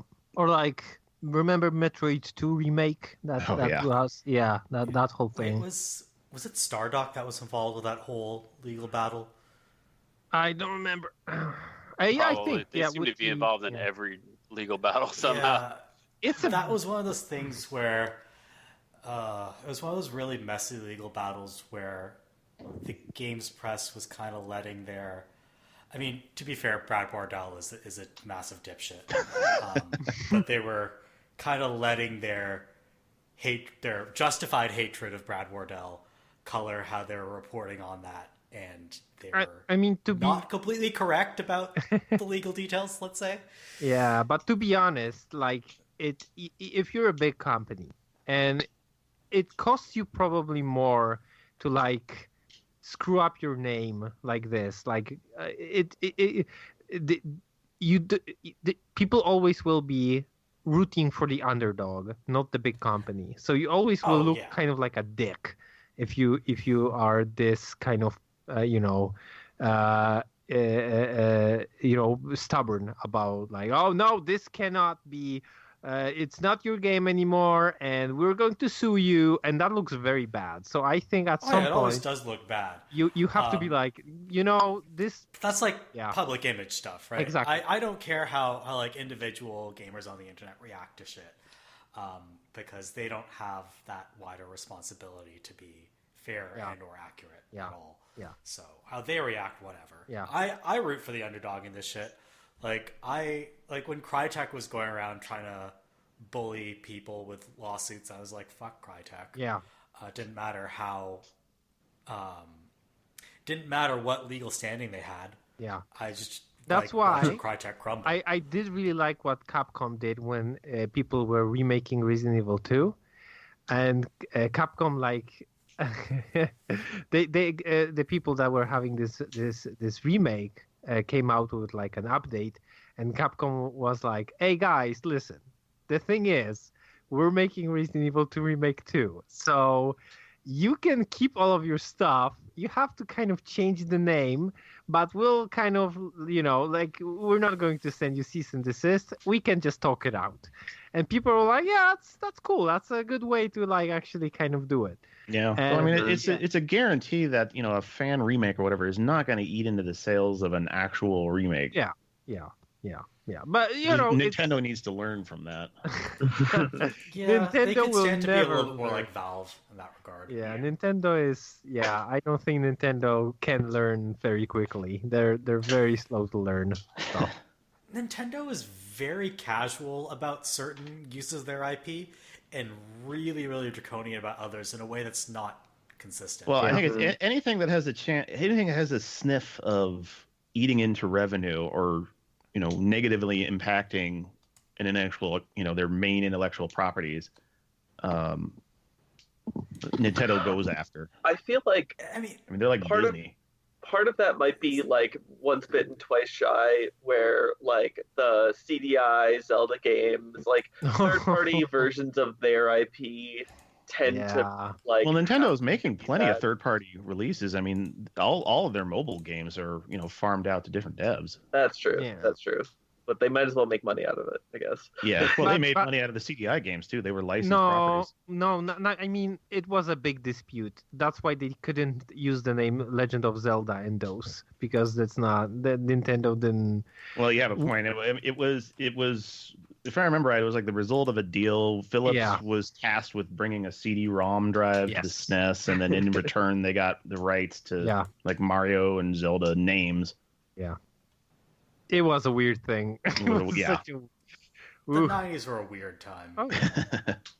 Well, the weirdest time was, back in the 80s, the early 80s, when you'd be playing, Mario Brothers on the 2600 or something. Oh yeah, Gianna Sisters on the Amiga. So it was basically Super Mario Brothers that was made in Europe. Well, Nintendo sued them into oblivion. Yeah. Nintendo buried the. No, the I don't think they. I don't think they could have buried it because it was just. Are you sure? Because it was like different enough not to be like. Oh, they sued them. Okay. I don't know if they settled out of court, but basically one of the rarest, I think it's an Atari ST game, one of the rarest Atari SD games happens to be the Gianna Sisters, just because the devs, stopped selling it, and all the copies got pulled from shelves as a result. You can it was. I think it came out for the Commodore situation. Yeah, it came out for the Commodore 64 first. Yeah. That's I played on. Yeah, it came out on the C64, and then it was released. And then Nintendo raised a big stink, and then it got pulled. Oh, geez, maybe I didn't play it. Maybe I just saw somebody playing it. Man, that was so long ago. Yeah, it was a long time ago. I don't. We get into conversations like these. I remember how young I am compared to the rest of you. Yeah, get up, right on. I am similar age to you, Merve. I just grew up in Poland. That was 5 years behind everyone, and we were playing catch up in like 1 decade. So we had a bunch of old games. That makes sense. Yeah. I grew up in Canada where we got everything, but it was 3 times as expensive and also sometimes in French. Oh, yeah. So that was life. This question comes to us from Fuafua, which I believe is Japanese for fluffy. Yeah. Hi, Fluffy. Hey, Fluffy. Hey, Fluffy. Used to go by Fluffy Heretic. Yes. I actually pointed that out to him a while back, and then he changed his name and has been that since. So you're welcome. All right. Thank you to Lutair for giving us some Japanese lesson. So what's a game that hasn't been re-released or remastered yet, but deserves to be? Dungeon Keeper 1. let me play I don't know. this. I think Dungeon Keeper Mobile was game? great. I don't know what you guys are talking about. Oh my god! Just like my head is exploding. That game was fun. There's a pretty Dungeon Keeper 1, fantastic game, beautiful game, never made again. Yep. Have you played any of the Dungeon series? I tried, but they're just not quite there. I don't know what exactly it is. Maybe they're just not imaginative. A little bit more humor than I think the Dungeon Keeper series itself did, but it's pretty close. I think it's close, but I still would like the original to be remade because it's just like I think it's the perfect game of that genre still. Like weirdly enough, it's been like so long, and it's still the perfect game of that genre. And it's such a bummer to like install it, and it's there are ways to like make it playable and make it look kind of okay, but like what I wouldn't do for like a nice one of those. And also Fallout 1 and 2, which I would like for those to be like remastered. Yeah, that'd be the time. That whole genre is kind of moving forward. Seems like. Yep. Yep. I mean, does Wasteland kind of scratch that itch? A little bit, yeah, but I'm more like saying I want to see that original story of Fallout 1, like, and that gameplay and all of that kind of remade with nice graphics. Not doesn't like I don't need them to be like fancy, redraw everything because that costs a lot of money. It can be a 3D game, sure. But I just have some nostalgia for Fallout 1. It's like it's just a nice game that I still remember fondly. So, and you can still buy the originals for $10 on GOG. Yeah. The originals are still there. I just like, hey, maybe it could be nice to like have it look nicer in some way and have an HD like, support. Up-res everything. Exactly. So Wastelandify it. Yeah. It would be nice. I've got a top 3. I don't know. Maybe some of these might have already been announced. I don't know. Number 1 is Legacy of Kain. I don't like Soul Reaver as much as I like Legacy of Kain, but I think that would be a really, really, really good reboot. And I think that style of game is on an upswing. So I think people would be more into that. And you can be a little bit darker with it. You don't have to be as goofy with it. I think it's a game where updated graphics would really benefit it because it looks rough. Second one is a game. It was fun though. Yeah, I love Legacy of Kain. It's so weird that it just kind of died out. Gladius. I don't know if anybody played Gladius. It was a tactics game where you ran a gladiator school. I don't know if it was LucasArts or not, but it had that kind of feel to it. It was like an RPG, and the choices you made determine what kind of school you ran. You could be like beat your gladiators and make them fight to the death, or be very nice and your school was kind of more laid back and just fight toward the glory and stuff. This is an original Xbox game. Yep, original Xbox game. It's never gotten backwards compatibility, but it was a huge fan favorite at the time. Really cool looking game, good looking cutscenes at the time. I really like that idea of like running a gladiator school. I think is a cool untapped area. This looks like it was on PS2 and GameCube too. This looks like the definition of a cult classic. Yeah, it pretty much is. And I actually still have kept my original Xbox disc just in case it ever goes backwards compatible. But I never played it. I'm like looking at the Wikipedia article, and they got like Linda Cardellini, Michael Rosenbaum. Yeah, I never played it. It looks fun. If you can find it, I had no idea this existed. This looks so badass. I'm sure it's out there. It's kind of like a mix of. It is LucasArts, right? Yeah, it's LucasArts. Yeah, it was LucasArts. Yeah, it's kind of like it spans the globe. Like you get definitely like Egyptian mythology type units. You get Vikings. You get like ninjas. So like your school is a little bit more complicated. It's not as straightforward as you might think, but the combat was great. I think there was like 3 levels of combat. So the archers beat the tanks, but then you can have a tank that's strong in air versus an archer that's strong in earth, and you can get really, really ridiculous with it. And then it Shadow of Rome. Yeah. that was also a gladiator. That came out very not long after this one. Anyway, that's more of a tactics game. This is an action game, right? That you're talking about. Oh no, it's a tactics game. It's a tactics RPG. So like Final Fantasy Tactics would be where like you play through the game, but also you kind of you get to a point where like you're making the decisions for your characters, which matters a lot. The number 1 I want to be remade is Crimson Skies. I think that's kind of like wildly something that everybody really want at this point. Yeah.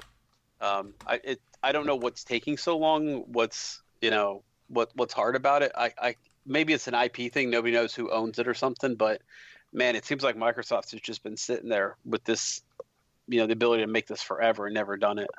Yeah. So very recently, Phil Spencer tweeted out a hint that one of the new studios was working on an old Microsoft IP, and the biggest contenders were Perfect Dark and Fable, but another kind of dark horse contender would be reboot of Crimson Skies. Yeah, I gotta think it's Fable from my own guess, because Fable's been rumored out there forever, but people want them some Fable, and it's never really delivered on the promise of even the first one, So Yeah. At this point, it's my guess, based on the studios involved in the talent pool they're drawing from.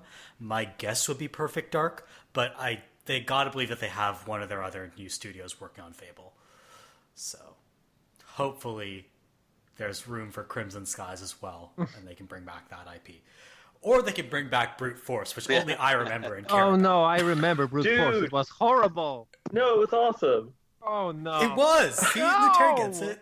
It was great. No, it was Bring back not. Brute Force, y'all. Yeah. They had a lizard man. Yeah. You can play as a lizard I- He's a man. lizard man in Soul Calibur. Little lizard man. I love lizard man. Yeah. I guess he was a Do you lizard man. pick the Argonian class every time you play an Elder Scrolls game? Once in a while. Either that or the kitties. I like the kitties. I like the lizard. Everybody Everybody loves loves the Kanji. kitties. Yeah. I I just love that there's a whole bunch of humans, like humanoid classes, and then there's cat There's cat and lizard and dude. iguana. Yeah. Those are like your two weird classes in Elder Scrolls. You gotta Get the furry crowd. and the scaly crowd. And the scaly apparently. crowd. I was Is that a thing? yeah, I was digging through a list of the games I'd like to see redone, and a lot of them actually are in the process of getting redone or re-released. Or one of the first things that came to mind were the old Bitmap Brothers games for the Amiga and the Atari ST. Looks like they're getting re-released, which is Really? cool. That's kind of neat. Get to play Gods again. That was a fun side scroller. One game that pops to mind is there was a series called Archon. Which was kind of the idea is kind of similar to Battle Chess in that you have a bunch of characters laid out on a chessboard, and you move them, and according to certain rules. If I remember right, it's been a long time since I played the game, but they moved, in kind of like how chess pieces move, and a set rules, but when one piece challenged another piece, it would switch to a kind of an overhead kind of isometric view, and it would be two different like fantasy critters fighting it out on the field of battle. So you could have a like a Medusa fighting a unicorn, or like a phoenix fighting a griffin or something like that. And whichever character won was, the other piece would be taken away. And of course, your goal is to take out all the other pieces on the board. So it was kind of a mix of a board game and an action game. And I want to say there was at least 3 games originally released. It was I think it goes all the way back to the Commodore 64 days. So the first Archon game was in the early 80s. Yeah. And then I think the latest one was a VGA game, a little DOS VGA game, probably about 10 years later. And they were a lot of fun. And I just looked again, and they're still sitting in abandonware. So I guess nobody's touched that IP in 25 some odd years. Speaking of old Commodore and Amiga games that are not touched and should be, remember Moonstone? Ever played Moonstone? No. Oh man, Moonstone was so good. It was like a turn-based multiplayer action game. I don't think I've ever seen a game that it has been done in a way that Moonstone has been done ever since. Like, there's a map, and you're 5 players, each control one knight, and you have a turn where you move around the map and do shit, and you have a limited movement and action points. And then you collect the items, artifacts, blah, blah, blah, and your turn is over, and then another player goes, and basically all the fights are action-based, and you can challenge other players that are on the map, and whoever collects the most artifacts or kills the most other players wins the game. It was very fun, and that should also be remade. That game kicked ass. Yeah. A bunch of old Amiga and Commodore games. All of those should come back. Some of them are. Some of the old Cinemaware games got a remake, It Came from the Desert. Oh yeah. Where you're fighting killer ants in a them style 50s B movie video game. That was fun, and I think that got remade. Yeah. Another game that really pops to mind, a whole series I just completely dead-ended, was the Free Space games. Oh yeah. Descent Free Space was the first one, and I think that was Free Space 2. Excellent games, just really great space, fighter sim. Yeah. And they just completely dropped off the map. Yeah, my brother loved Free Space. I would have sworn it had like a remake, but apparently not. If there is, I'm not aware of it. No, it's not. I think it might have been a mod or something that HDified the game. Oh, okay. So, Glitch's discussion of Archon reminded me that some games actually do have that kind of like capture point mechanic where you go into individual battles to determine who gets to take that point.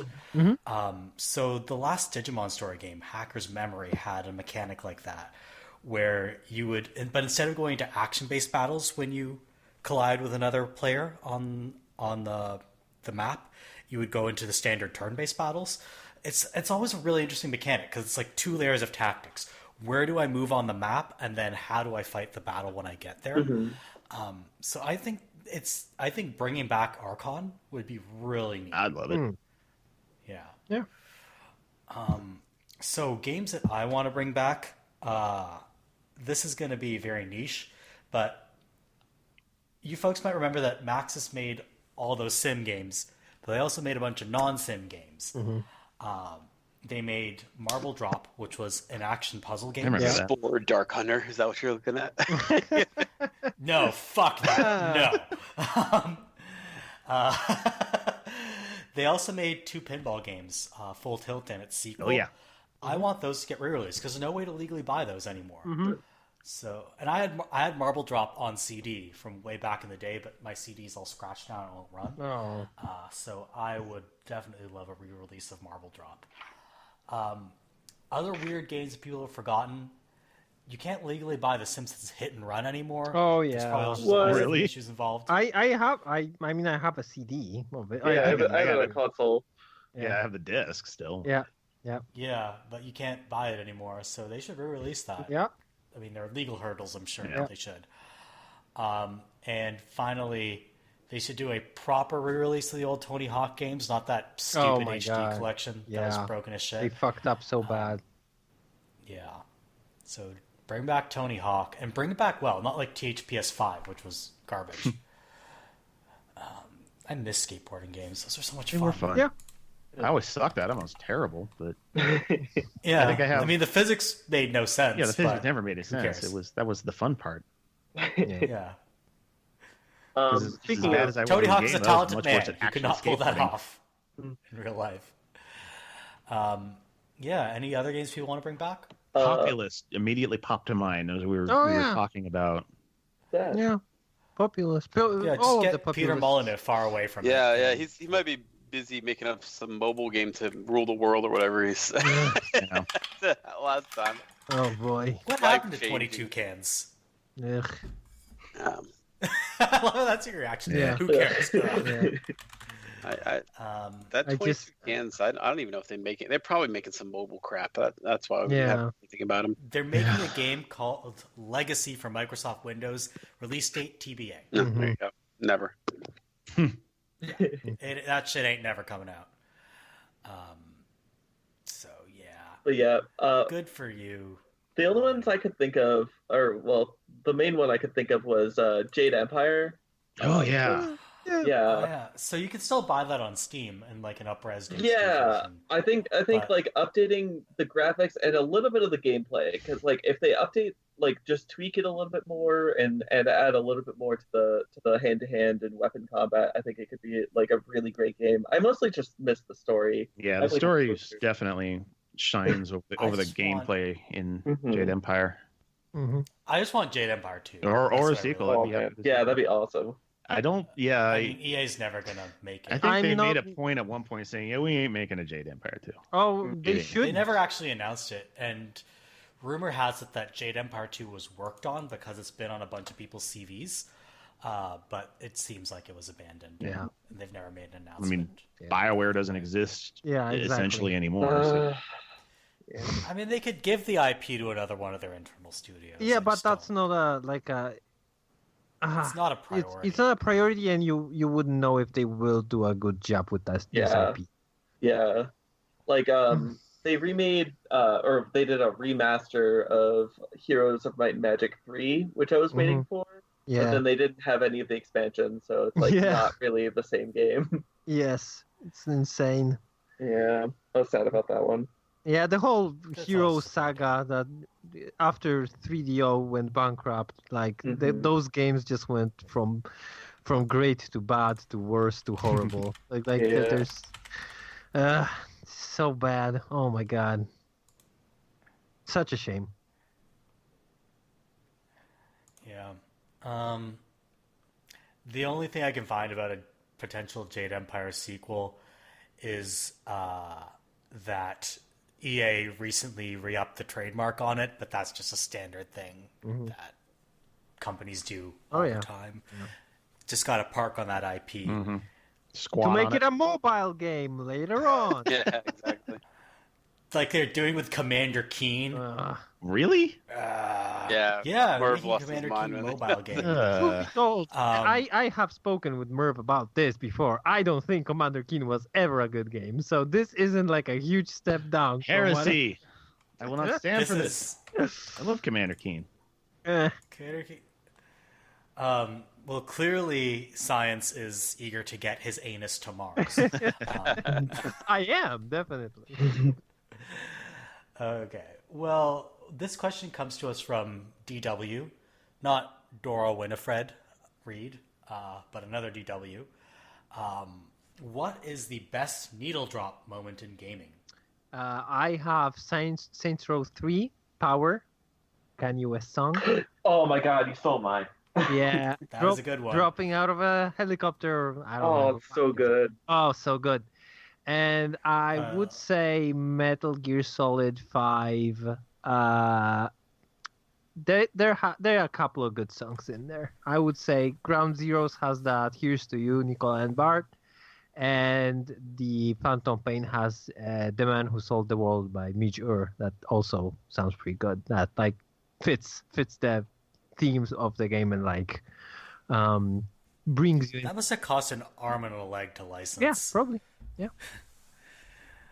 I was looking at this more from like a plot standpoint than a music standpoint, but for me it was the "Would You Kindly" reveal in BioShock was like the oh man, like I can't believe this was all set up beforehand, and I just walked right through it all. And then like it's that kind of moment where like you have like that Memento style flashback in your head where you start going like, oh man, has he been saying this the entire time? And like every time I've been just responding to the conditioning. I thought that was one of the coolest reveals I've ever seen in a game. Really lucky I didn't get spoiled on that. Sure. Yeah.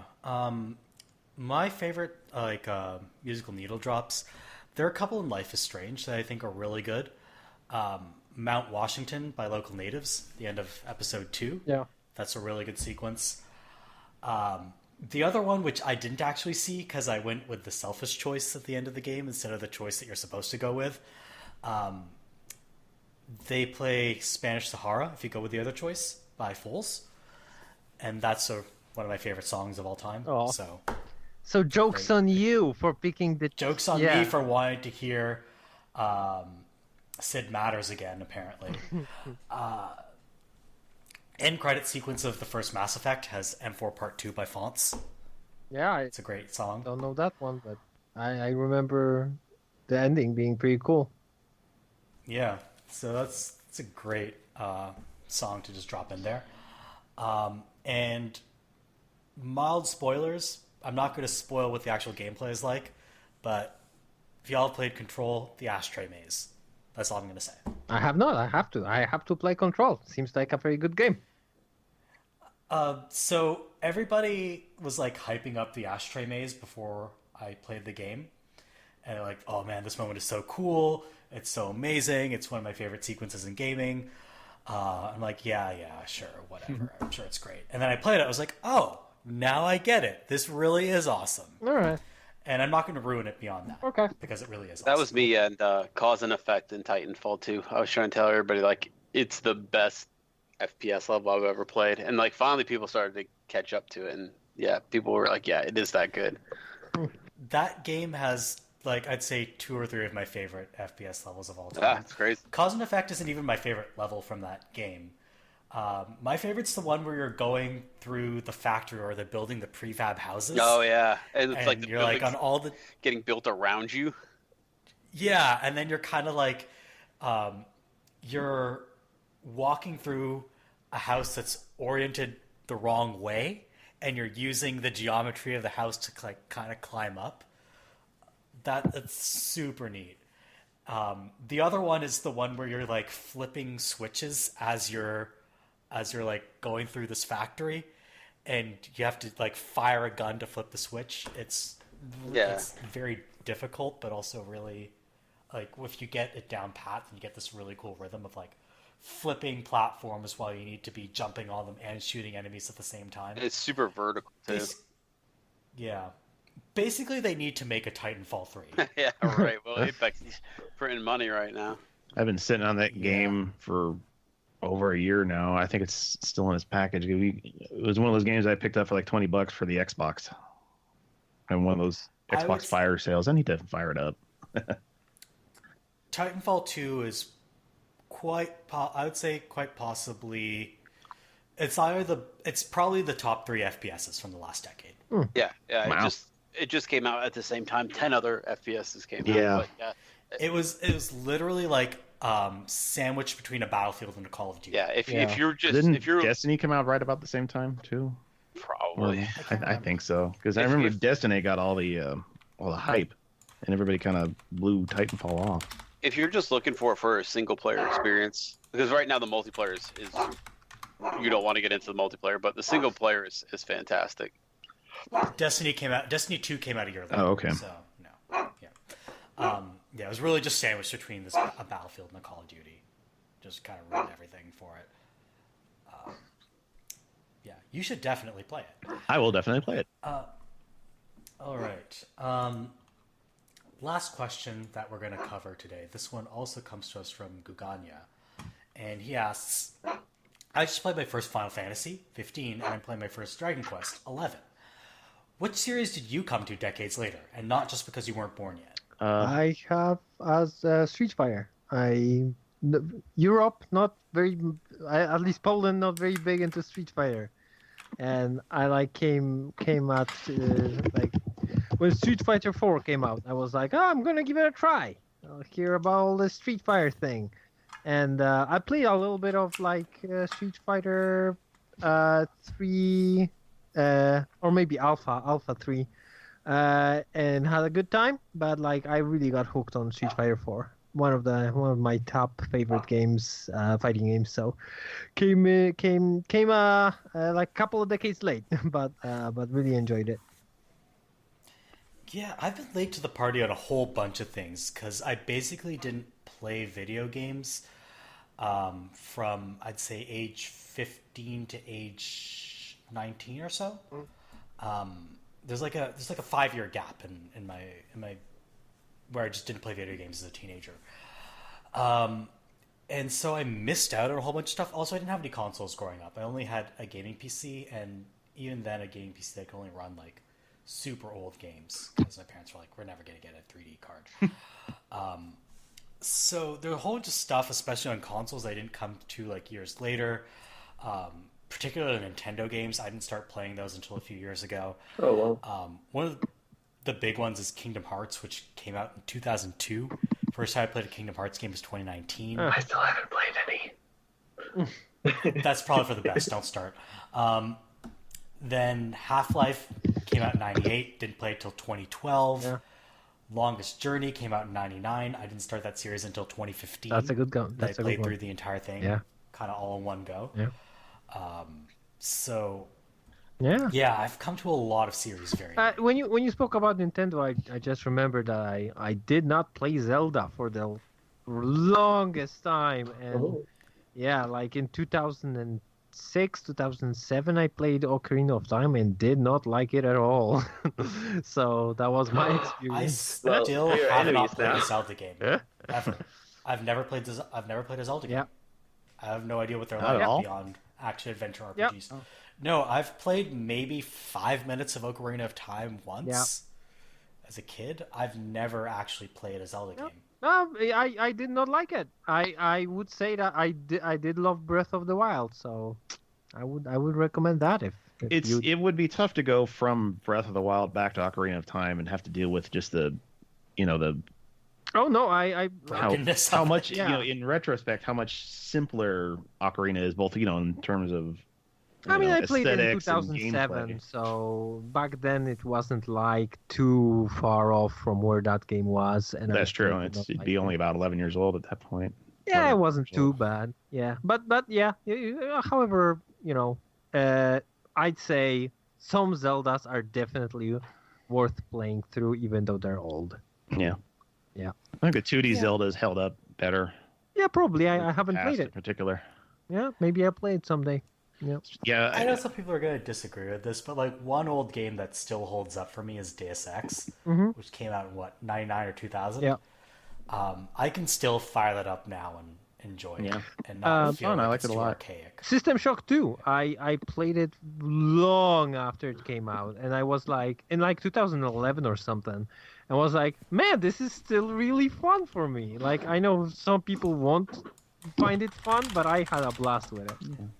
I mean, for me, it's almost the entire Super Nintendo library because I didn't have one. I mean, I fought the Genesis side of the 16-bit wars, and I served with honor. Oh, but I lost my leg. I lost my legs in the Battle of Bull Run. I don't know. So Bull Run, more like Hedgehog Run. Yeah, Hedgehog Run, and the Battle of Green Hill Zone. Yeah. That's good. So yeah, I mean, there are tons and tons of SNES games that I've just now fired up. I just played Chrono Trigger for the first time last week. Yeah. A lot of fun. Yeah, I like it a lot. Same with Earthbound. I've been promising to play Suikoden for literal years now. Suikoden 2. It's one of the best RPGs I ever played. Yeah, I really should just get on. I haven't played Chrono Trigger or Chrono Cross or like any of the classic isometric RPGs. Oh, Merve, I would love to see you play through Chrono Cross. It's such a fucking mess of a game that's amazing. It's like 2/3 of a good idea that just falls apart. I've heard about it. No, it's 20/3 of a good idea crammed into. It's insane how much shit they crammed into that game. It's just perplexing. There's a Wikipedia page for it, like Chrono Cross Wiki, and the amount of shit that it's like mentioned only with like one sentence in the game that has like 4 paragraphs on that wiki. It's like crazy. I love it. I love how crazy it is. It's great. And if you really want to play the game, you got to beat it like 10 times. Well, yeah, there's like multiple endings. Yeah.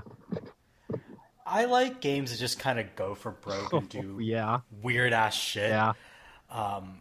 And then by the end of it, you're like, "What the fuck did I play?" I could be a lore master of that game. I could tell you anything you want to know, and it doesn't make any fucking sense. It doesn't make any sense. It's great.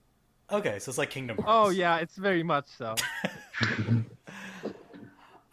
What else did you folks come to late? It was Elite. I love Elite Dangerous, but the old wireframe Elites, and then from there was something that was just not attractive to me when I was younger about a relaxed... That wireframe aesthetic? Yeah. Well, or the gameplay? The gameplay. Being a space trucker, buying low, selling high, getting it across the galaxy, making your money, whenever I would see the game played, I'm like, go shoot something. I didn't really understand that the game was not about that. There is a fair amount of that, but it took me a while to get kind of to the point where I could enjoy just the travel, just being in a spaceship, going across the galaxy, selling illegal brandy to space pirates for a profit, things like that. I had such a wrong impression. I thought that game was like exploration and combat based. It is. And now you're telling me it's basically Euro Truck Simulator in space, which sounds neat. Well, it's just not what I thought it was. That's definitely like if you want to make the money to buy the stuff so that you can do the exploration and the combat, you know. But a lot of people never move past the space trucking, you know. One of my favorite things about that game is that the devs, like in At Least Dangerous, the devs keep making like the quote unquote fun stuff, the like combat and stuff, less profitable, so people will continue being space truckers. Like the most profitable thing right now to do is asteroid mining. And I mean, I will put on a podcast and I'll mine an asteroid for an hour. I've got billions and billions of credits just because it's a good way to just zone out for a while. But you know, 15-year-old me was like, why is this fun? It sounds a little bit too close to a work simulator. Yeah, exactly. But now I get it. I mean, maybe I don't know, more German than I thought. But it's the weirdest thing for me in games. Like, I will enjoy like drudgery in a game, like grinding or like even planet scanning in Mass Effect 2. But the second it starts to feel like school, where you have to like practice to get good at something, I'm like, fuck this. Yeah. So I'll like gladly play the most repetitive shit on the planet, but the second the game's like trying to teach me something, I'm like, I ain't playing games to learn. Don't school me. Like lately, I've been getting into idle games. Yeah, I don't want to do fucking homework. That's my thing. On my phone, I've been getting into idle games, which are barely in games, right? I mean, it's like cookie. Yeah, exactly. Like, you know, like buy more of this, do more of this. But like, I don't know why. It's just hits a spot now where I can just check in on my farm, and yep, sure enough, it's made 10 trillion AAA money, but it's all fake. Who cares? But you know, it's just something where I don't have to sit there and monitor it. It's like the game's playing itself, which is silly because why would you want a game that plays itself? But you know, sometimes if you ever want to destroy yourself, and it's the best way to do it, and I love it. It's like play like an idle game for weeks, and then install a cheat that like totally breaks the game. Oh yeah, and it's your so heart heartbreaking. Sinks. And it's the best feeling ever. It's why I can't install mods for Stardew Valley. Like, you know, I want to work to get married or whatever. I don't want to just, you know. You kind of understand how, you know, Dr. Manhattan. I mean, that's the kind of thing where I just want to skip to. That's how I play The Sims. Is like everyone I knew in high school and stuff would be like, oh yeah, you just use the cheat and get unlimited money. I'm like, no, I want to earn my way through every career. I want to be a human, not a god. Yeah. I would gladly trade my humanity for godhood. But look how boring everything gets when you have like unlimited things. You don't want to fuck with it anymore. Like, I don't know. I've definitely cheated in. This is to like turn into the Good Place podcast. I've definitely cheated in The Sims and just built mega mansions when I get bored. You know, because like sometimes there's like, okay, we got to scrape by to get a toaster, whereas like, okay, let's see how the other side lives. You know, some trust fund kid on the other side of the street. Oh man, I was like min-maxing the fake version of me to like be the best in my career. So when I finally built that mansion, it felt like I had earned it. Like. I just installed the Affluenza mod. Yeah, exactly. You're like maxing out effort and minimizing like compassion. My compassion stat is dropping. Oh no. I've actually never played The Sims. I have no idea what the stats are like. No, there's no compassion stat. There's a lot more pee in your pants than compassion. Yeah. My empathy stat has been modified. I'm a sociopath. Wetness. That's a great stat. Yeah, I really should get on The Sims. It just feels like a part of gaming, like one of the most important parts of gaming that I just missed. Yeah, it's fun. I like it. I've just gotten back into The Sims. Is it 4 that they're on right now? Yeah. 4 is the current one. There will be a Sims 5 eventually, right? Definitely. There has to be. Oh yeah, they just gave 4 out for free, so that's usually the signal to the Sims community that a new one's on its way. Wait, they gave 4 out for free? Yeah, well, 4 is free right now on Origin. Well, all right. But it's the base 4, so what they're trying to get you to do DLC. is buy 10 million DLC, but yeah, I think the total non-sale cost of their DLC is like $260 or something. Yeah, because, the base Okay, so game it's is like- very limited. It's like Train Simulator. Yeah, they're Mhm. being Or but Train heroin. oh, yeah, exactly. You get the first First taste one's for free. Yeah. exactly. No, but they've been doing that for years. Like, and it keeps getting worse. Where Sims base is like more limited and more limited, and like if you want a fun experience, you have to have at least a couple of those add-ons, which is kind of scummy. Oh, The Sims 4 is free with Origin Access if you're a subscriber. Oh, yeah. Okay, never mind. I think I thought it was just like free in general. No, it's I been think free a bunch of times. yeah, I think it was free Oh, okay. actually, or for like $1 or something. Yeah, I got like The Sims 3 for free out of Origin. I remember. yeah. It might have been like a weekend thing or something. It might have ended, but it was definitely free in the past couple days. So I got an email to, hey, it's free. Hey, I already own it. I don't care. Okay. Give me my money back. It's very, very, very commonly free on Origin. And once they start doing that, they're trying to sell the DLC. That's when they're trying to get ready for 5. That might be like an E3 announcement this year. Maybe. Right? Because new consoles are coming out, they'll probably try to put it on Series X and PS5. I could see that being an E3 announcement. Yeah. All right. So I think we've covered most of the questions that were sent in. So thank you to everyone who sent in a question. You're probably not going to listen to the result of this. You just wanted to ask us stuff, but that's fine. We are here to answer your questions. We anyway. hear and obey. Yes. That is true. I obey so much when people just are like, do this. Yes, sir. Do it. We live to serve you. Yep. Yep. We that is the me. podcast people. But in all seriousness, thank you for sending in questions. This was a lot of fun, and please continue. Hopefully, this is the impetus you need to get to listening to our podcast, and we very much appreciate it. Yeah. On that note, if you'd like to keep up to date with the podcast, you can follow us on our website at avocadogamescast.wordpress.com, where we post each episode. We have a link dump. We try to fact check some of the stuff we say, because sometimes we just say stuff we don't really know what we're saying. Sometimes? So it's I'd good say to- most of the time. You won't get Only when coronavirus we're if you close your talking. eyes. You definitely won't get coronavirus from our link. Yeah, oh yeah. You might get another kind of virus. I don't know. You can also subscribe to us on iTunes or Google Play Music. Just search for Avocado Gamescast, and please make sure you check out the community that spawned this podcast. Podcast? Podcast. Delicious codcast. Podcast. Avocado podcast. Yum. Avocado. Oh, that actually cod. sounds really good. Can you imagine?